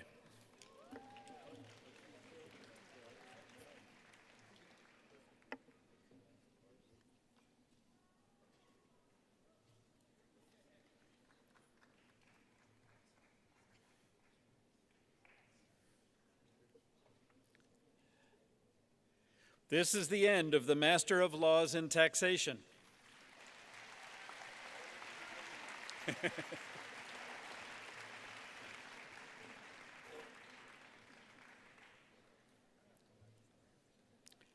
The candidates for the degree of Master of Laws Executive Program Madrid to be hooded by Eugenia Castrillon, Jim Spetta, and Steve Reed.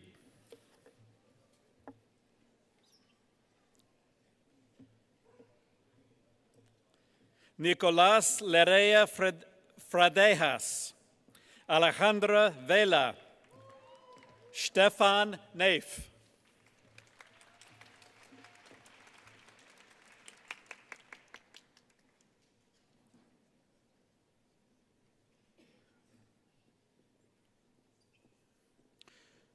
Sofía Margarita Otoja Ton, Estefania Arciniegas Carvajal, Hee Jin Shin.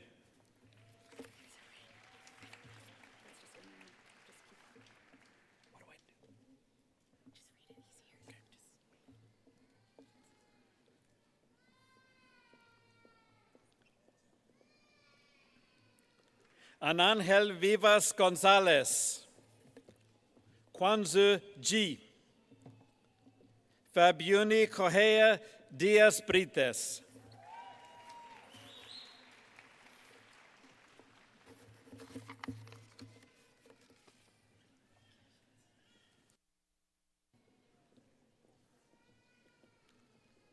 Maria Talia Chao Rivera, Gerardo de Jesus Castañeda Montañez, Luisa Fernanda Cardona Otalora,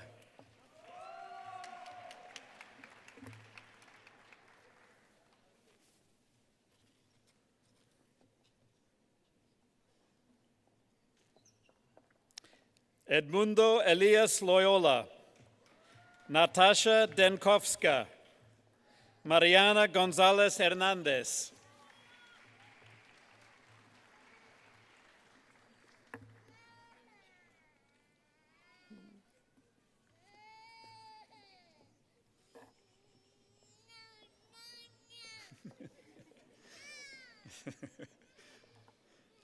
Natalia Slivenko, Yuriko Sato, Mark Philipp Hendrik Wiesenberg,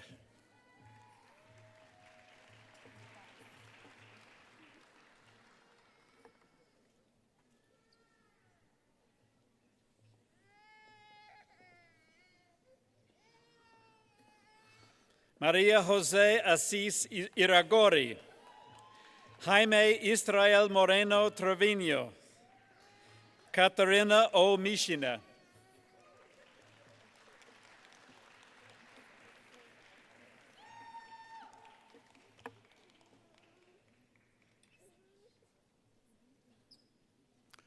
Wafik Ahmad Al-Nabulsi, Adriana de la Piedra Chavez with Aluvia Harufe, and Leonardo Berrio Chamora with Sebastian Berrio Diaz.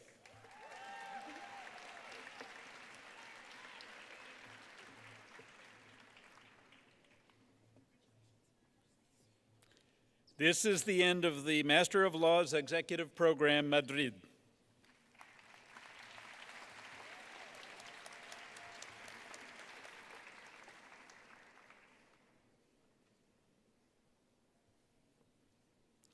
The candidates for the degree of Master of Science in Law, to be hooded by Alexandra Franco, Jeffrey Carter Johnson, and Josh Kleinfeld.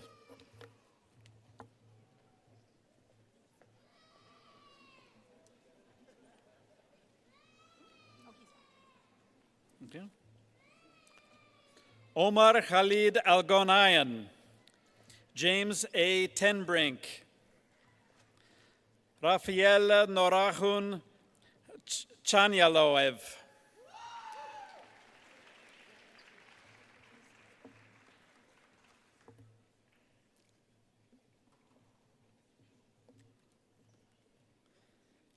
Michelle Rose Rollin, Chloe Danielle Corder, Sydney Christine Liverance,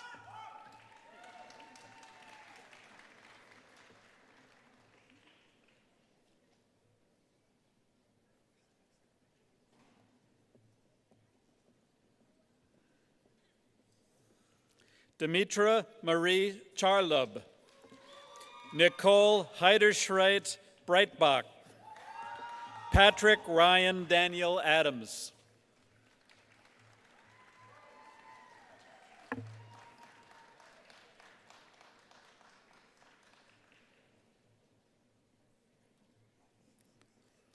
Courtney Michelle Moore, Fernando Darian Mata, Huaxing Cui,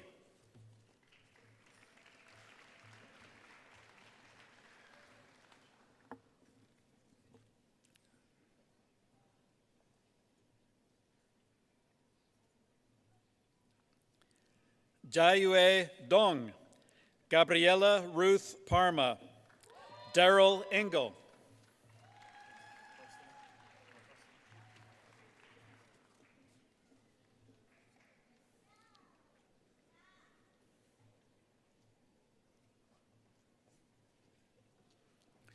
Victor Alexander Brown, Hind Anis Mutana, Mary Virginia Yost,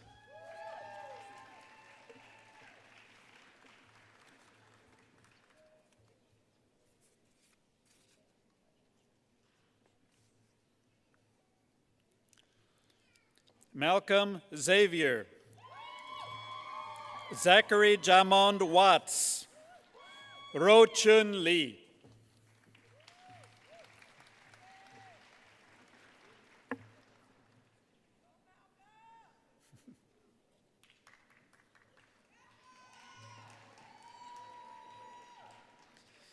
Yuanjing Shi.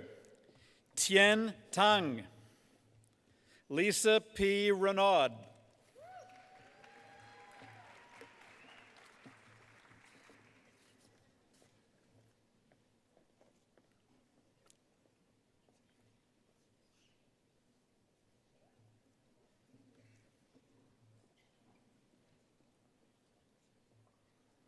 Amy S. Verghese. Adeline Patek. Ali Walton.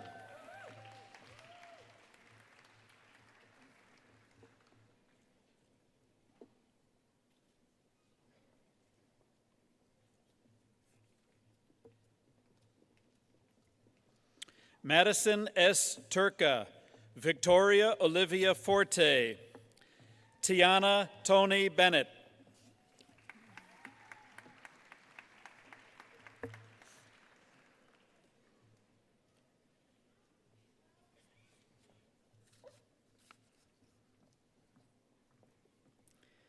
Tranika Kiara Dukes. Tyler Sinclair Whaley. Stephanie Elizabeth Haas.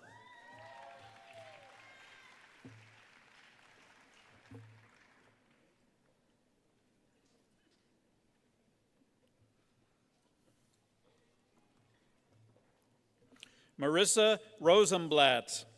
Serena Xiwen Lu. Yu Chao Lo.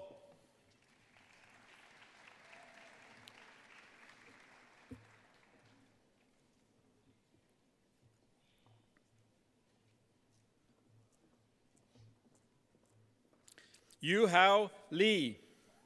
Yena Sun. Jayo Sue.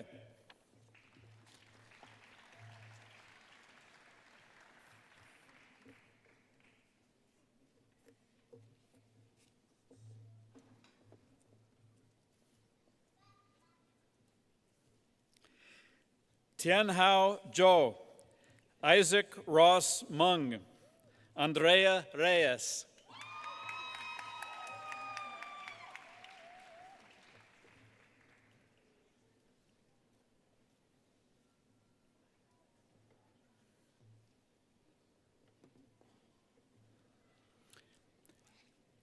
Adam Joseph Steslicki. Maya Clark. Joseph A. Coretta.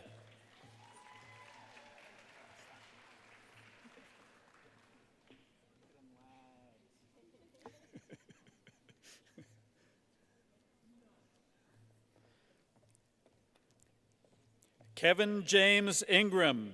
Wesley Myung. Nikhil Kapoor.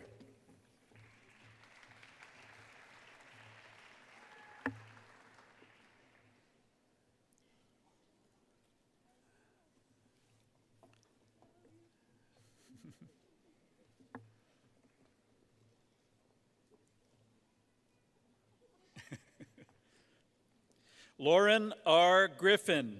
Cindy Alexis Lugutua. Celestine Chijike Obina.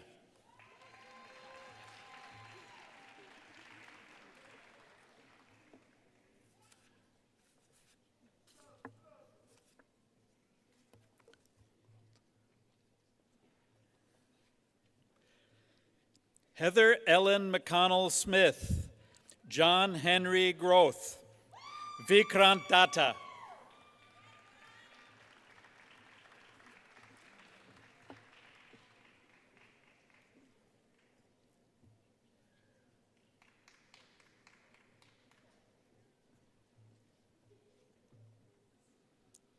Yipeng Wang.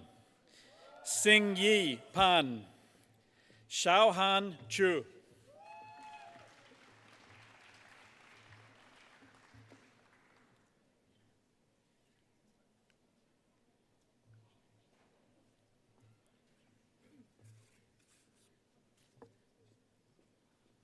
Muzi Ding, Ning Li, Jin Hong Wu.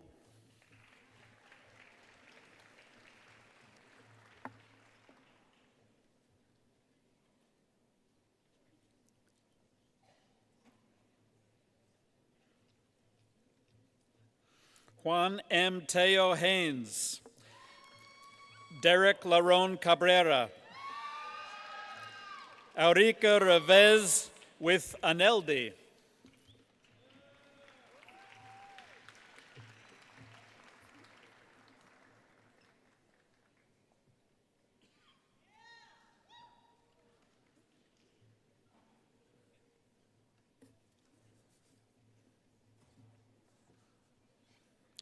Stacy Staffaroni Triolo with Nico, Deepa Ganesh with Shakti Shandukar, Pingja Jung with Agnes Liu.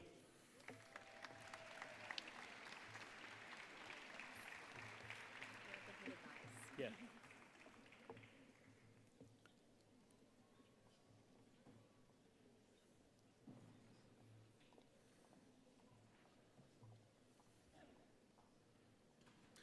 Ryan Knoll to be hooded by Gregory Hummel.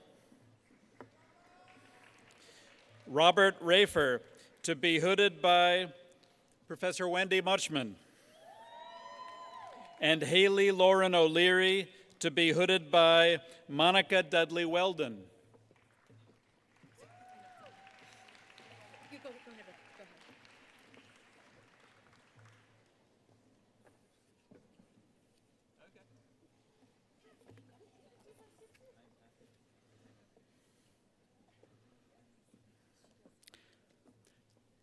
And Monica Dudley Weldon with Piper to be hooded by Haley O'Leary.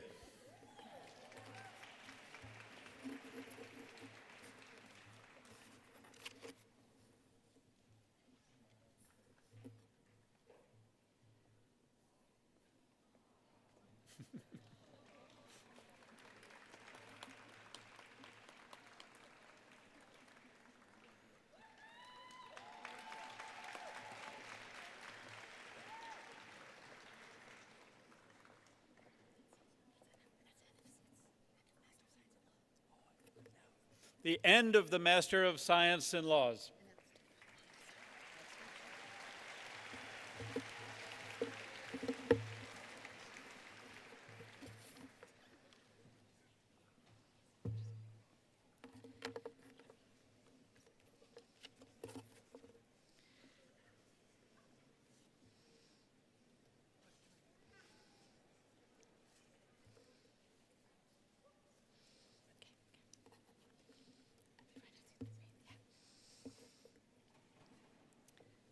And now, the candidates for the degree of Juris Doctor and Master of Business Administration.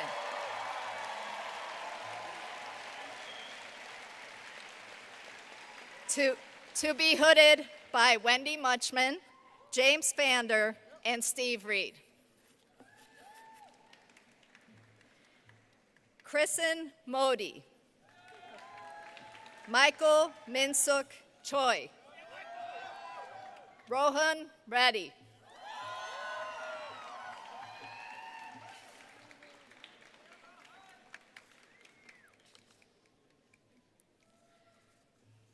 Kathleen Denise Artificial, Christopher Darby,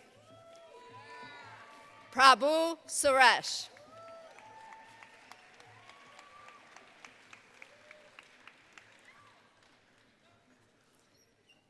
John Daniel Hayes, Jeffrey Chike Cole, Michaela Ariel Baker,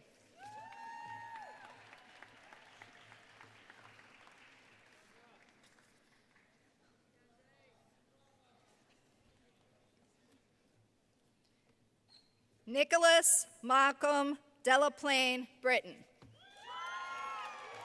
Samantha Sosa, Ellen Hines Stuckey,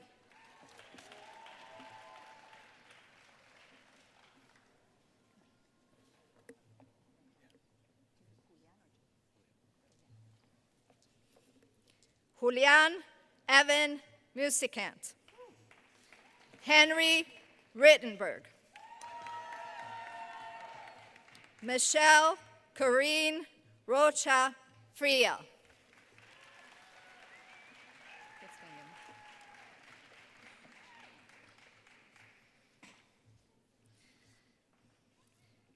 Inez Solov, Aliona Santana de la Rosa, Sarah Jamil,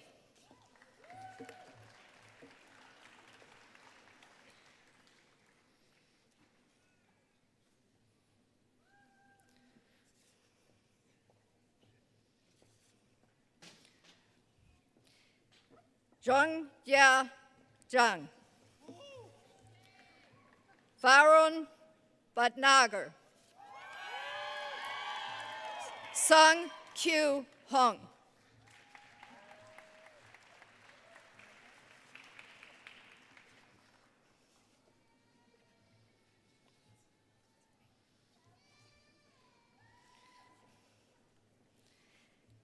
Lacey M. Johnson, who just had a week ago twins honor and honest. Kasheen Blackwell, to be hooded by Bridget Carmichael. Bobby Baolong Liu, to be hooded by Helen Zhang.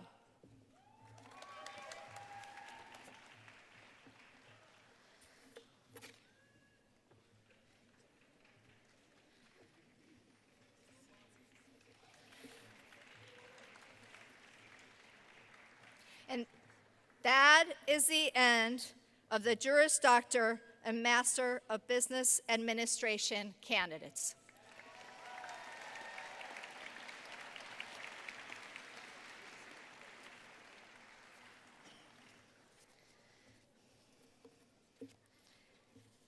Now, candidates for the degree of Juris Doctor to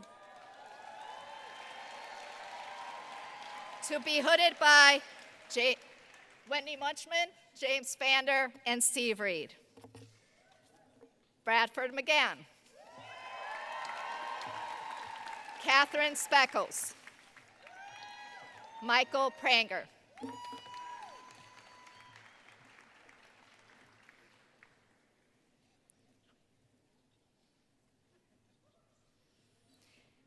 Jin Chong. Jade Cherie Peoples. Yashin Kashyap.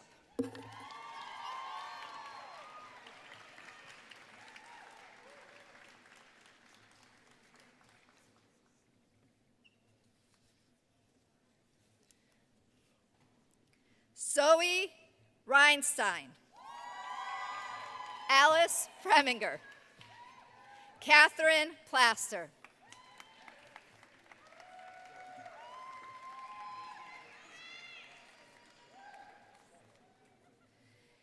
Zoe Levine. Jordan Plummer. Jacqueline Marie O'Brien.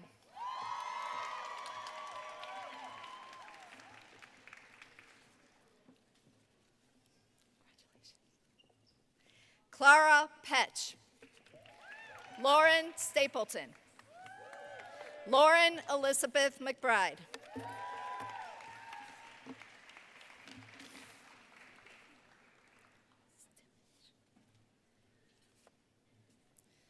Grace Stippage. Luma Kabaz. Adam Louis Lefkowitz.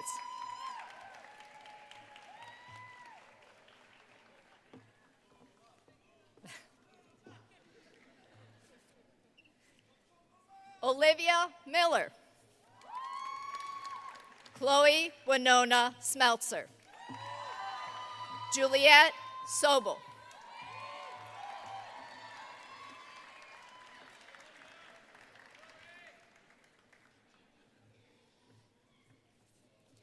Tamara Salimani.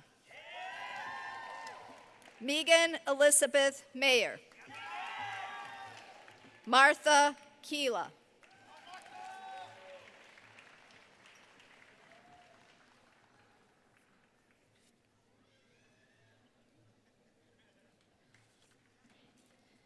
Samantha Riley Drake. Marion Virginia Woznica. Allison Lee.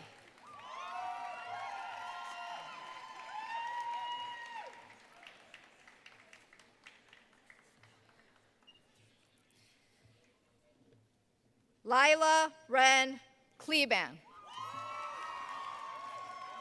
Reagan Sacco. Shayna Rachel Broth.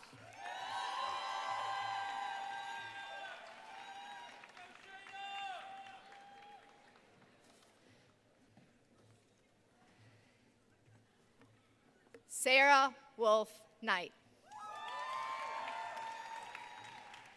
Min Kyung Millie Kim.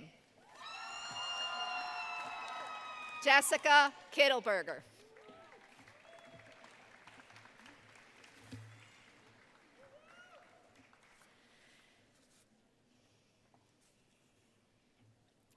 Taylor Nia Inchaco. Tani Spinelli. Sabrina Lieberman.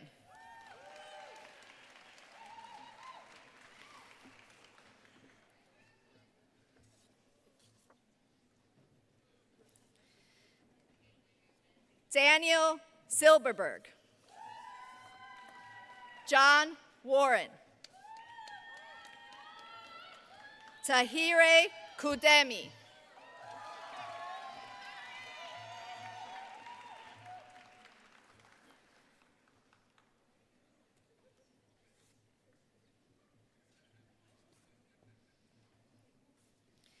Bethany K. Thomas. Deidre McCall. Sean Sun.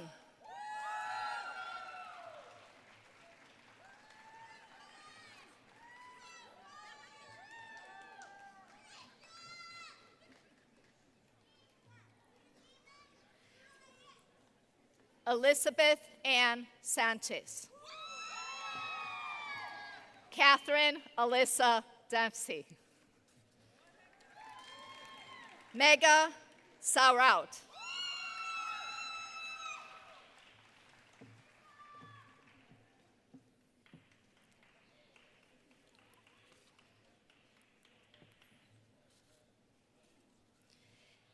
Rahela Alam Sami.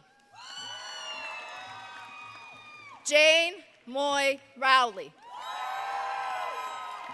Sarah Peng.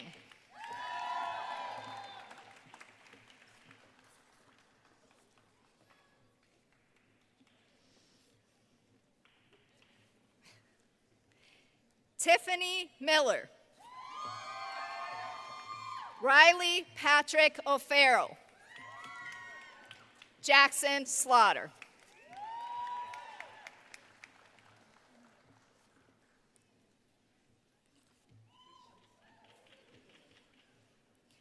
Alexander Queen. Anthony Michael Kilkoff. Taylor Kane Randall.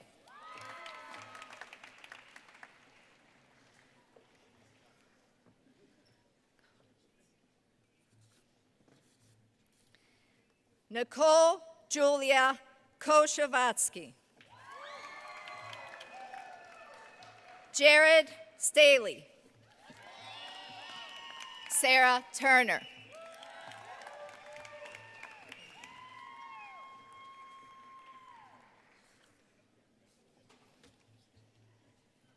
Bradley McGee. Michael Willen. Jackson Turner Lane.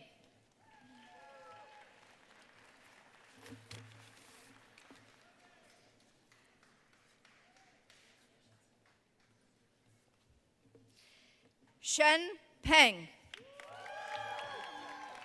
Reed Thomas Patterson III. Meredith Liu.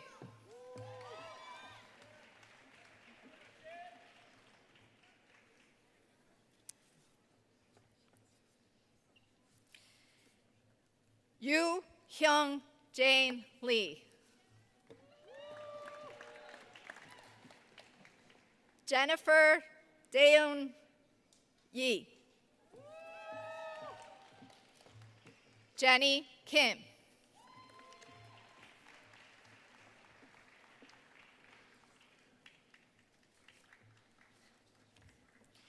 Joshua Lustig. Jared Thomas Reiner. Andrew Scattergood.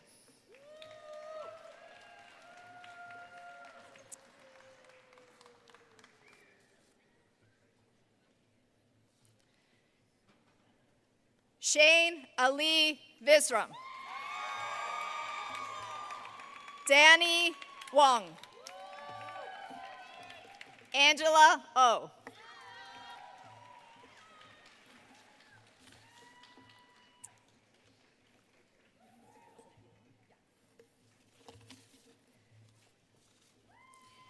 Elise Yoon Woo. Ki Ma. Andrew Christopher Lang Reyes.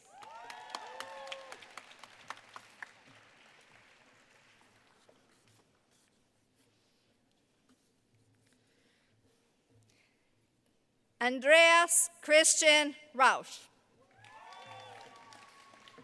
Alexandra Lee. Ku Shu.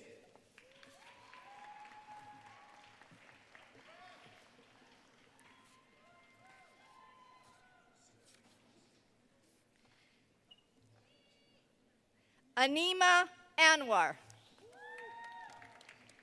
Andrew David Siegel. Anthony William Wallner.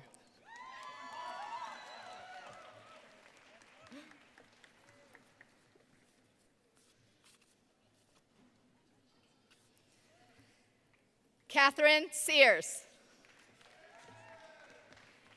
Alexander Kalos. Dean Justin Wise.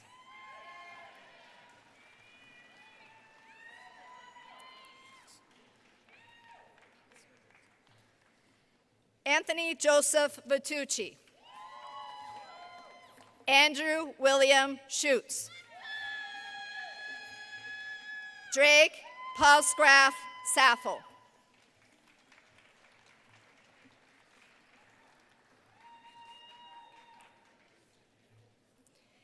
Ethan Cole Pierce. Kyle Philip Patton. Caleb Linton.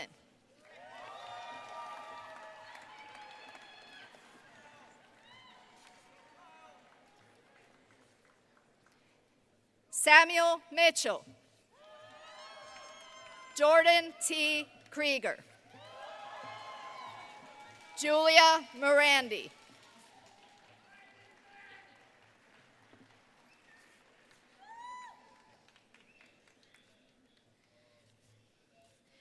And now candidate for the degree of Juris Doctor and Masters of Law in Taxation, Justin DeBouvier.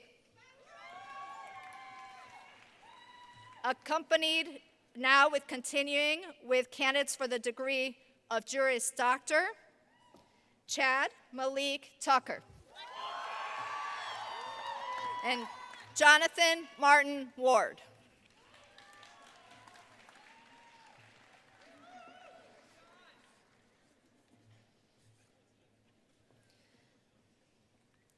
Landon J. Oakes. Michael Palmer. Adrian O.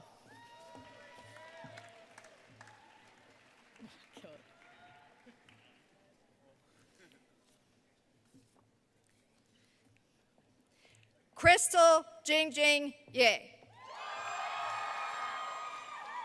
David A. Kruger. Emily Hannah Rodriguez.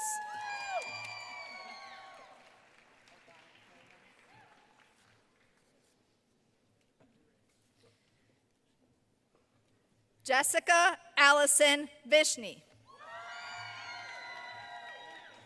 Carlos Estrada. Matthew Danaher.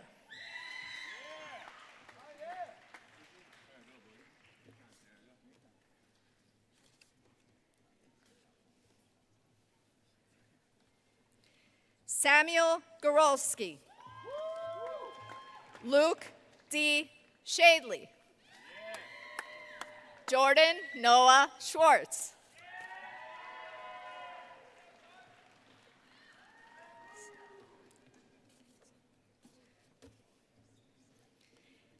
Benjamin David Enos. Jenny Olivia Zeng. Kristen Sanders.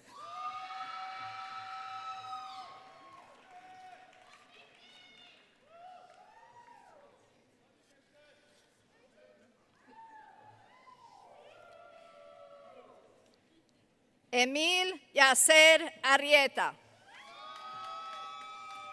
Thomas Fleming. And Justin Birchie with Milo Birchie.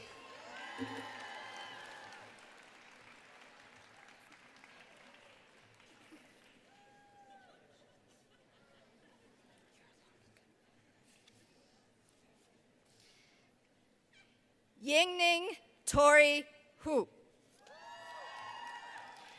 Kiyung Daniel Bake. Caitlin Michelle Capriati.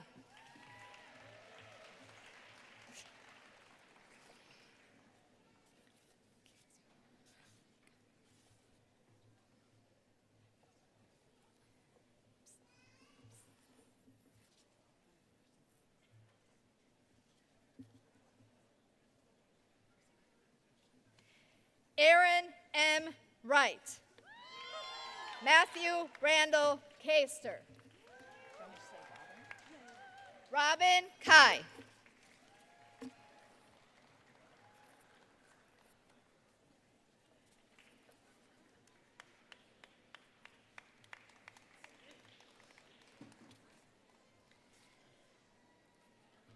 Jacob Hoflich.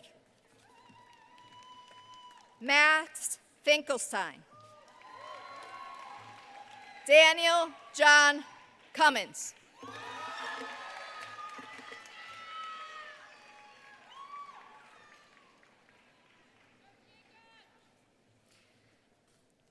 Alexandra Brooke Dockish. Aaron Hughes.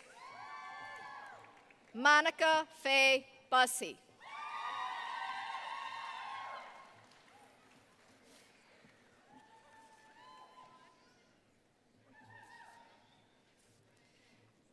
Sierra Anderson. Megan Elizabeth Cahill. Greer DeLu Harrison.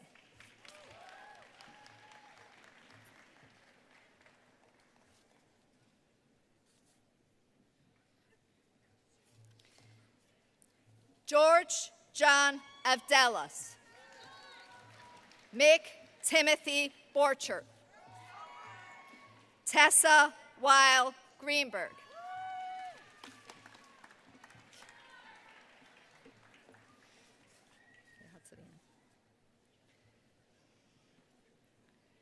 Clarissa Galaviz Lizárraga. Ella John Beckman. Rebecca Teresa Anthony.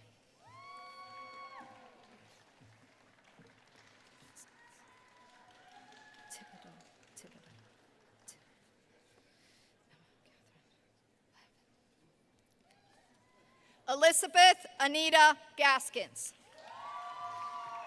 Jordan Thibodeau Gerlach. Emma Catherine Lavin.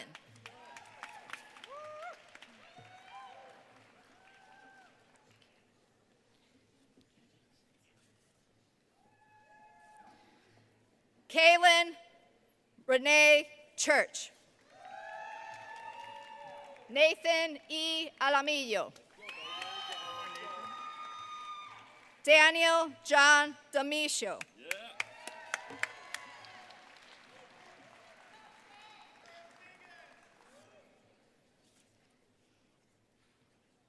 Merdad Alvandi.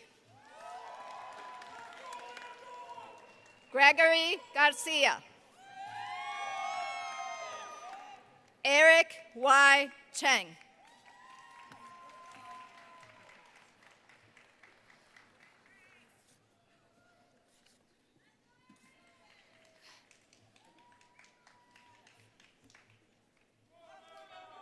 Lucas Jeffrey Hale. Elaine Rose Cleary. Javier Andujar Jr.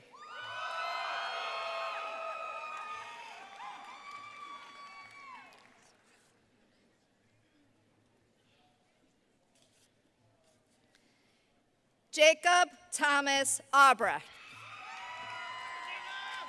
Freya Frances Depew. Molly Brambill.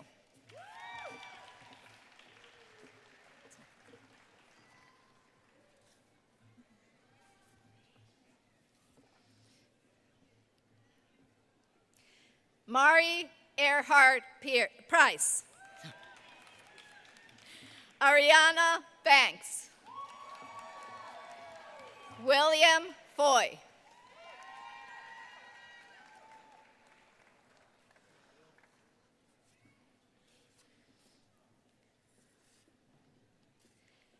Rachel Corella. Michael Joseph Byrne. Hayden Ross Goleman.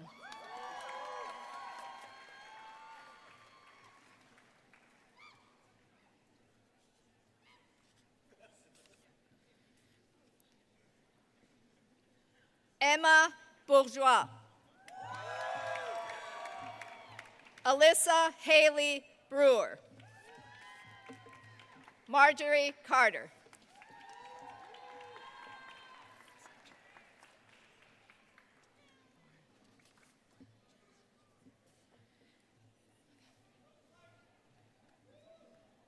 Andrew Hartford. Dana Lauren DeVlieger. Elizabeth Sophia Charles.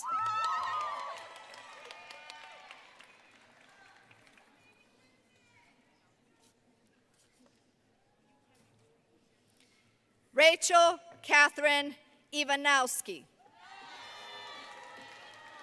Sarah Chase. Jordana Bay.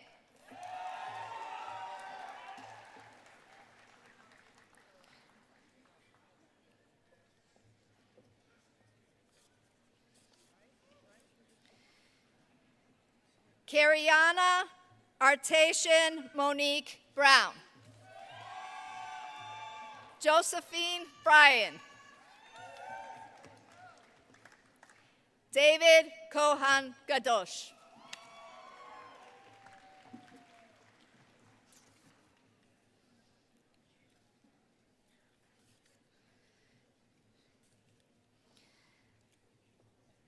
Letitia Marie Holiday Curtis. Julia Alta Shaina Florentin.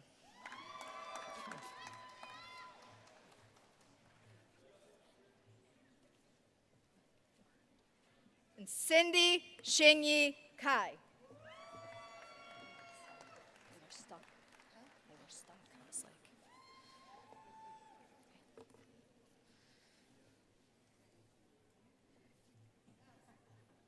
Darius Callum.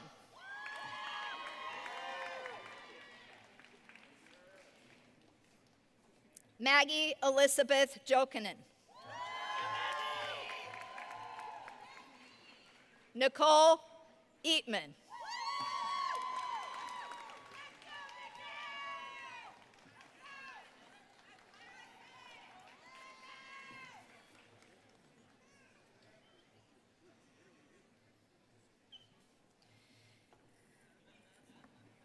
Taylor DeGrossier. Karen Iskander.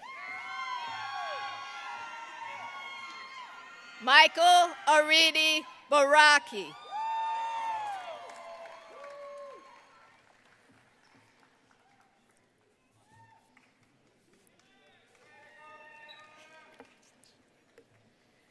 Zain El Khalil. Daniel Grossberg. Ashley Bax.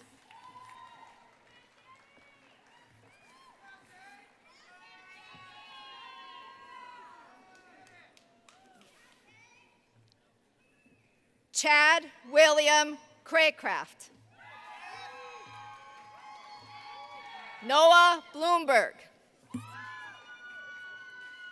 Connor James Guilfoyle.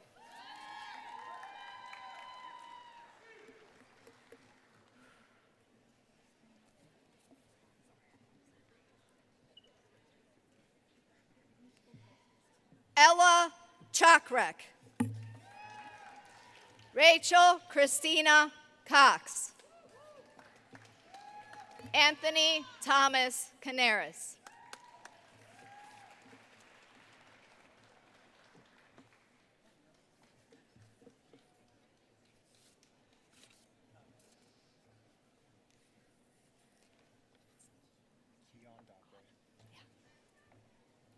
Keon Dodbey.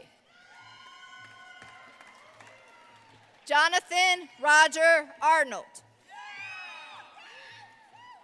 Jonathan Morgan Baker.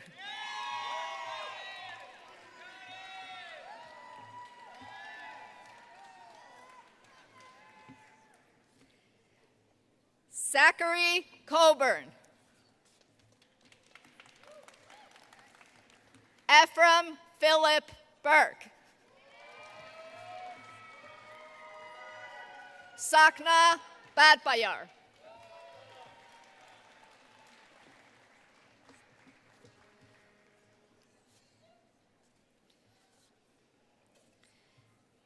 Christian Clays.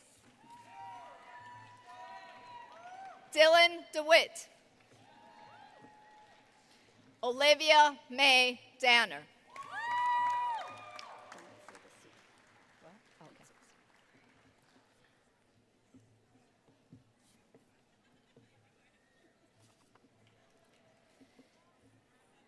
Isabella DiCarlo.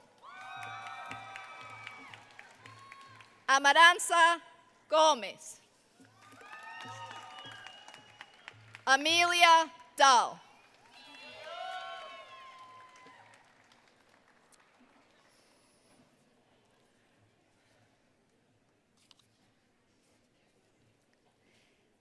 Sarah Maureen Bazir.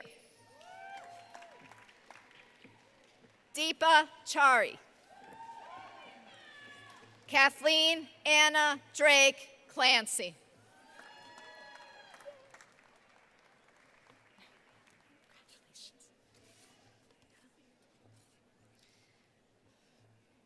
Adam Michael Clark. Leanne Kim Giordano. Grant Limbert Glazebrook.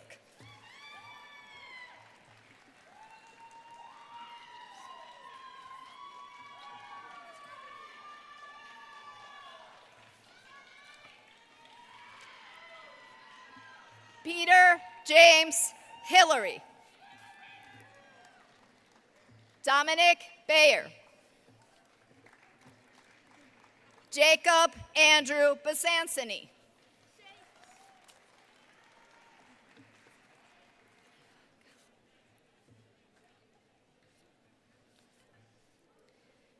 Eva Gao. Oren Richard Depp. Ji Hao Ding.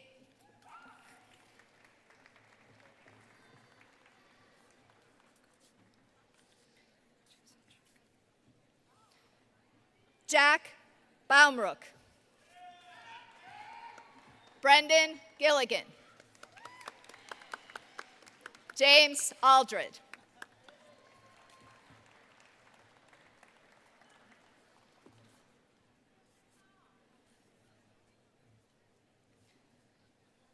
Thomas McNeil Butcher, Jr. Patrick Hecker. David Martin Epstein.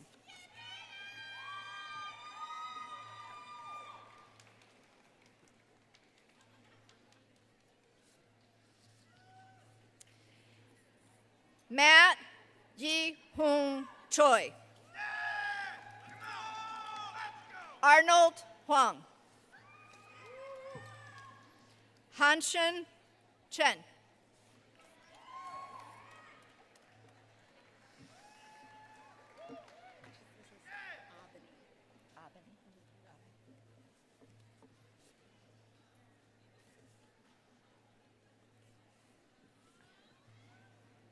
Naomi Aguirre. Joanna Janica. Adia Abney Brantley.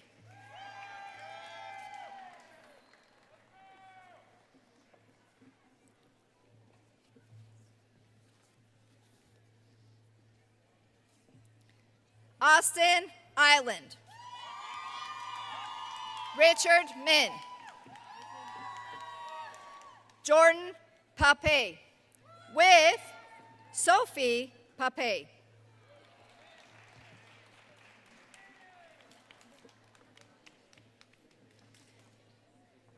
Monica Yue Zhang with Zhao Jeffrey Zhao. Nicholas Wagner with Jamie Wagner and Maxwell Johnson with Lottie and Olivia Johnson.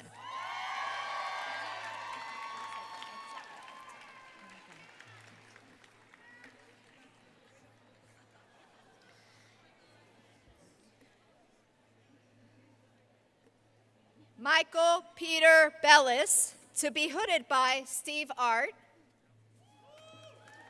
Hannah Ruth Friedel, to be hooded by Taylor Markison. And Julia Helen Gabriel, to be hooded by Michael Tremesky.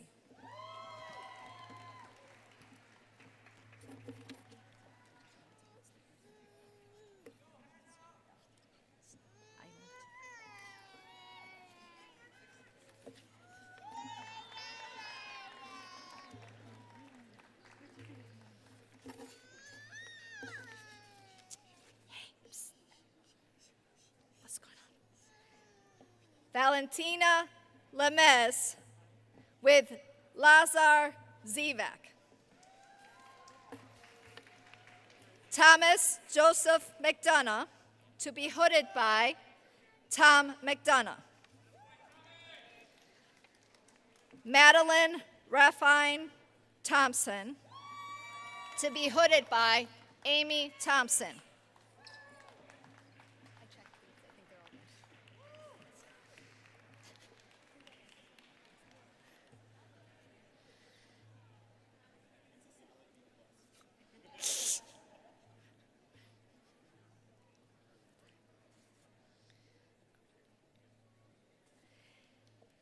Catherine Ann Demerit, to be hooded by John Demerit.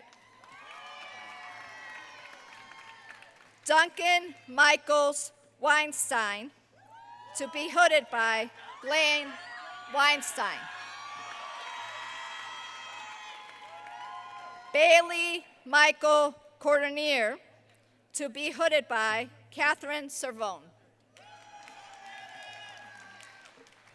Both of them are being hooded by Blair, but then she's last because she's struggling to walk a little bit. Yes, I know when to do it.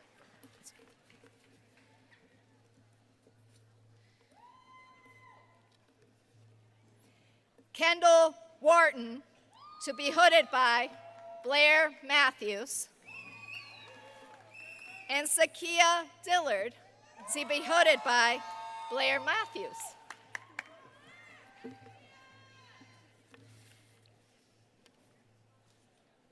ahead and have him do it, and then she can do it. Or go ahead. Whatever. What do you want to go? Catherine E. Boras.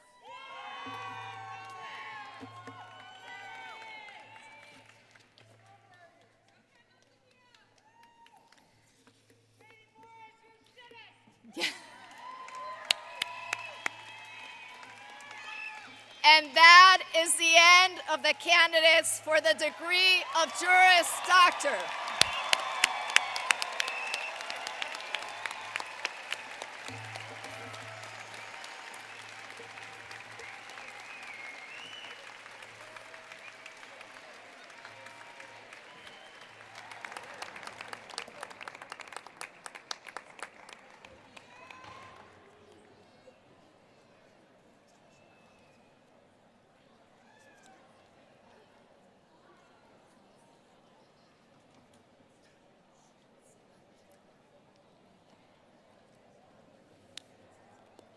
It is my distinct honor to present to all of you the Northwestern Pritzker School of Law class of 2023.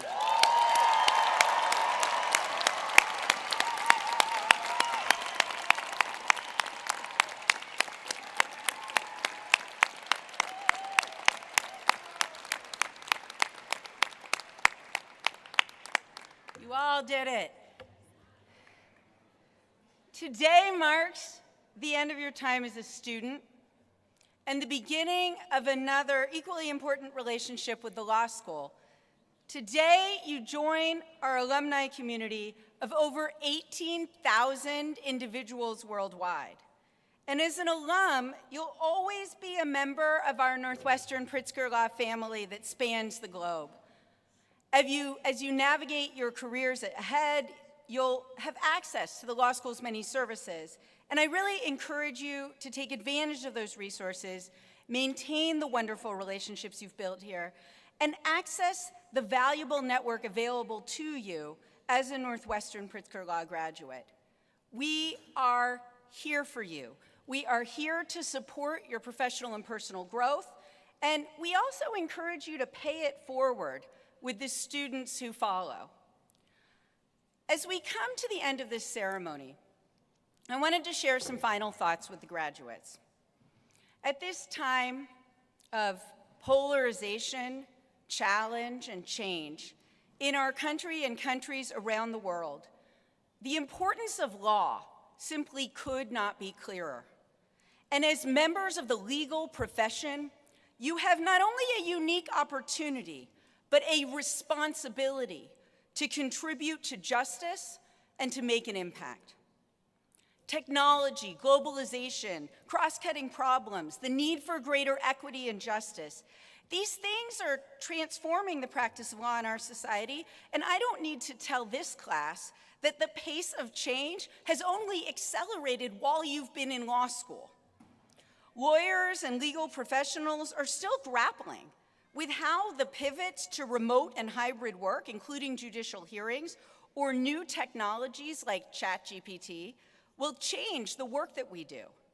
Your leadership and ability to nimbly evolve, which you've already demonstrated at your time here at Northwestern, will be critical in this environment. Amid this evolution of the legal profession and of society, there are threats to rights and threats to justice in the United States and around the world. And the access to justice gap remains profound. The World Justice Project reports that more than 5.1 billion people, or approximately 2/3 of the world's population are not getting the justice that they need for both everyday problems and severe injustices. And approximately 1.4 billion, that's 1.4 billion people, have unmet civil or administrative justice needs. In this country, a Legal Services Corporation report found that 92% of low-income people who need civil legal services in this country get no or inadequate legal services. This state of affairs is completely unacceptable.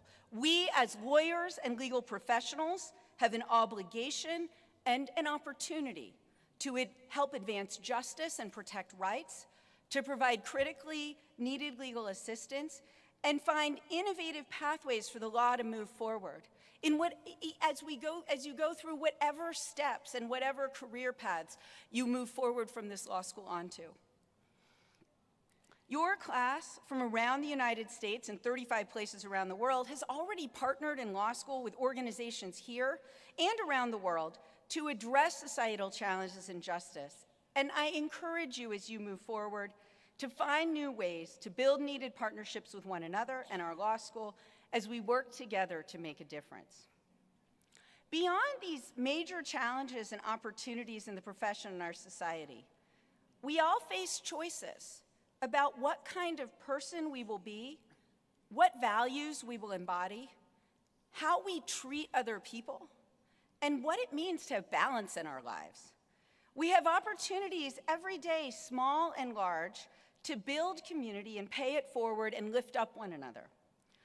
None of us can predict the opportunities and challenges of life, as the challenges of the past 3 years have profoundly highlighted, but I encourage you to embrace the synergies and the synchronicities, the learning that comes from our challenge. Apply for that job, walk through that unexpectedly open door, even if you're not quite sure you're qualified. So, congratulations again to our graduates, to our families, to our friends. We are so proud of you.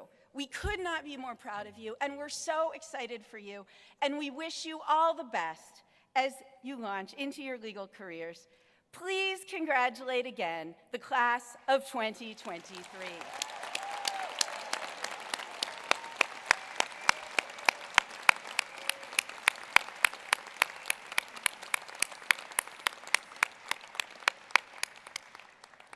And it is now my great pleasure to introduce our Dean of Students, Susie Spiesroth, who will offer some closing remarks and conclude the ceremony.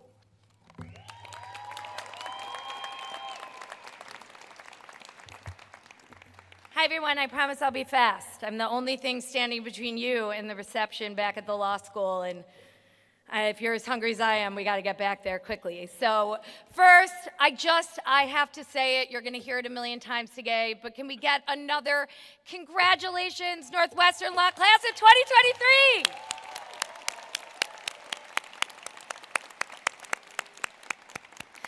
So, as I look out onto all of you today and all of your amazing family members and friends who have come to support you in this momentous occasion, 2 words come to mind.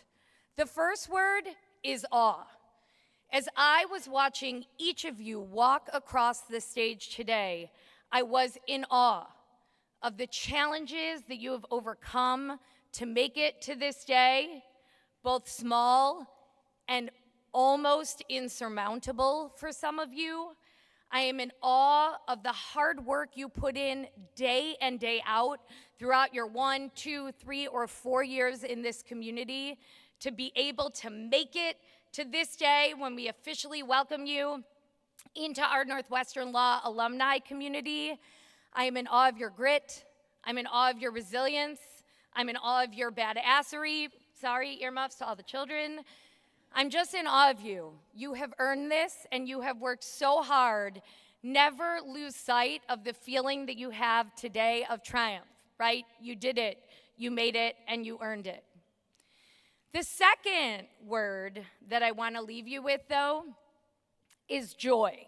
And it's going to take me a minute to get there. So I come from a family where we do not take joy in our careers. My grandfather was a band director. he happened to meet my grandmother, who was a high school flautist at the time. It was a different time then. I worked out well for me, because now I'm here.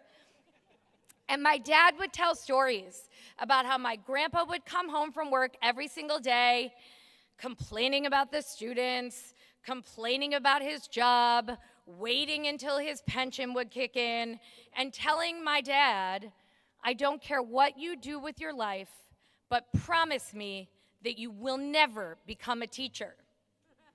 And then I grew up with my father, who came home from work every single day, complaining about his colleagues, complaining about his residents, complaining about his patients. And he said to me, Susie, you can become anything you want in the world. Just promise me you will never become a doctor. I also am not so sure how happy he was with my chosen profession, because he did, for my graduation present from this law school, give me a book entitled Lawyers and Other Reptiles. But I knew I was never going to be a doctor. But that wasn't the only model that I had. Yesterday marks 6 months since we lost very suddenly my uncle, my dad's baby brother. My uncle worked with my dad, side by side, both doctors here at Northwestern Memorial, now Northwestern Medicine. Sorry, that's new branding. They worked together every day. They ate lunch together every single day for 40 years. They were raised in that same household where my grandpa would come home every day complaining about everything. And yet my uncle, he loved his job. And you know why? Because he loved his students. He loved teaching the residents. He loved giving talks. He loved sharing his wealth of knowledge with anyone who would listen. And I will tell you, I learned infinitely more about the mysterious mad scientist work that my dad did as a physician from my uncle than I did from my own father. Because what my uncle did is he found the joy in his work. You are all going out to pursue careers in law firms, in legal services organizations, in tech companies, in businesses, all over the place, and you are going to engage in incredibly challenging and rigorous careers because you've earned those here at the law school. And your days are going to be long, and they're going to be difficult, and there are going to be days where you're going to wonder, why am I doing this? What is this for? And I urge you to find the joy, because it is there. It is there in the pro bono work that you do. It is there in the colleagues that you meet. It is there in the people that you teach. So my one piece of advice to each of you is be an Uncle Bill and find your joy in your careers. And worst case, you can always call me and I can make you feel better. Again, I want to congratulate you. I am thrilled for each and every one of you. And on behalf of Dean Osofsky, I want to invite you and yours back to the law school for a reception after this ceremony. The faculty is going to recess out the theater, stage right, and then the students will come up onto the stage and recess out the theater, stage left. Again, congratulations. I am in awe of you. Go out and find your joy.